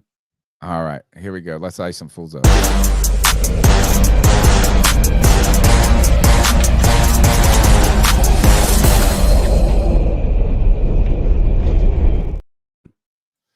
It's the longest running segment on the longest running Panthers podcast. It's our homage to Steve Smith, where we tell someone to ice up, toughen up to get it together. Everyone's fair game. Our family, our friends, Panther players. And we just tell anybody, is like, our thing is this. We say, ice up, son, to someone to get it together, to toughen up. CK, what do you got for us? Mine was, oh gosh, what was it going to be? Now I'm blanking. I had one all day I was thinking about. Go ahead. I'm going to see if I can figure this out. Let's talk turkey. Let's talk turkey. On Saturday, we hosted, my dad turned 70 on Saturday. We had a surprise birthday party, 70th birthday party. That my fiance and my family and my friends made also a surprise birthday party for me. Supreme Leader came and hung out. I had friends that like my best friend growing up made an appearance late and some things like this. It was just nice. My thesis advisor from graduate school. They did a great job in conning me into believing I was giving a surprise party for my dad and then also making part for me. So my brother-in-law, we're hanging out. We're the party's over. Everything's over. I mean, but now it's just the fellas hanging out. Right. Mike stayed the night. My boy Jason and my best friend growing up, he came from Raleigh. So he stayed the night. He didn't get here till 10:30, 11 o'clock. So he stayed the night, brother-in-law forced him to stay. This is the point where the booze probably started kicking in a little, just having fun, man. But just old stories, just old jokes, talking about life or friends or family, stuff like this. So everybody goes home. Everything's great. Mike and I went out to lunch the next day, hung out. That would have been Sunday. We didn't watch football. We watched football at what's it called? It's the Sup Dogs. It's like this place is like kind of what you do. If you come to Greenville, we're gonna take you to Sup Dogs and say this. Oh, it wins bar. Shaq came here. It's bar of the country or whatever. So last night, Monday, Brooklyn, my fiance, she looked at me and she said, where's the turkey at? So I had this turkey in the freezer that I'm getting ready for Thanksgiving.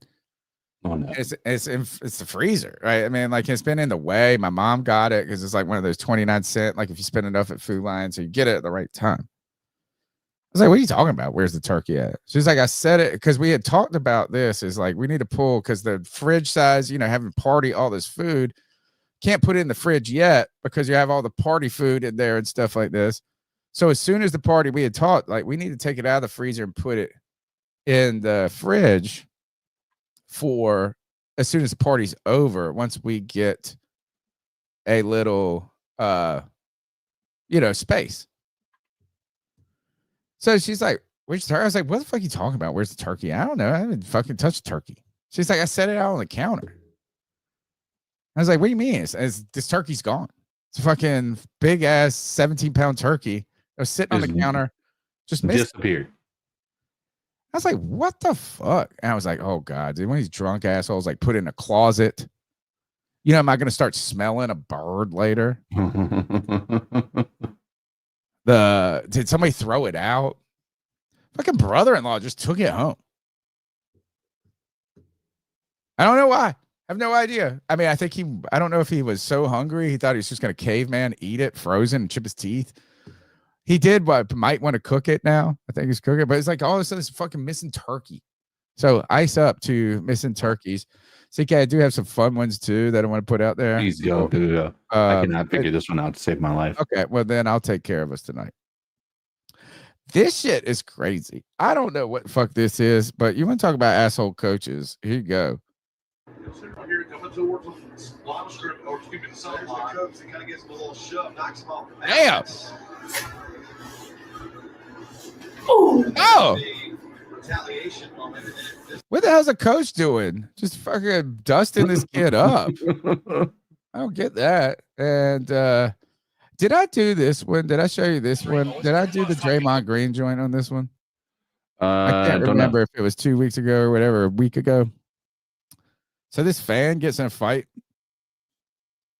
Not a fight. Draymond Green is known for having an attitude, right? He fight. He does a. Draymond Green missed the ball. He missed like 3 shots. Got his own rebound. Missed it. Got his own rebound, and the guy called him Angel Reese. I do. So I thought that was funny. That gets an ice up. And did you see Jameis Winston's touchdown? He caught a receiving touchdown, dude. It's awesome. But this isn't ice up. This is my love for you, Jameis. Let's get it! Hey, yo, check this out. Check this out. We outside, but we inside. Come on. We outside, but we inside. Come on. I want everybody to go outside of their boundaries and do whatever it takes. We outside, but we inside. We outside, but we inside. I love you, Jameis Winston. CK, you good? Yeah, we'll give it. I can't think of what it would have been that I was thinking about. There was something good, and I'll bring it next week. To your dad memory right there, dude. It's so bad. There's something. It's you're saying that, and it makes me like. It's It probably had something to do with work, and probably not a good idea to talk about it anyway. Never mind. All right. That's the C3 Panthers podcast brought to you by CarolinaCatChronicles.com, where every Tuesday night we chop up the latest Panthers news and opinion from the fan perspective. My name's Tony Dunn. That's CK. Our brother Cody is with his family. Congrats to him for getting the big grant for the van. And thank you for all you guys. Look, happy Thanksgiving. I'll put out my Thanksgiving turkey tweet of Leek Keekley on Thanksgiving getting a touchdown. Look for that. It's fun. And then it has a little turkey robbing everybody. Oh, wait. I guess I have an outro? Does he do an outro? He does an outro. I don't even know. We do. We have one. I don't know where he's got it. Ending bumper. We're out of here, CK. And thanks for hanging out.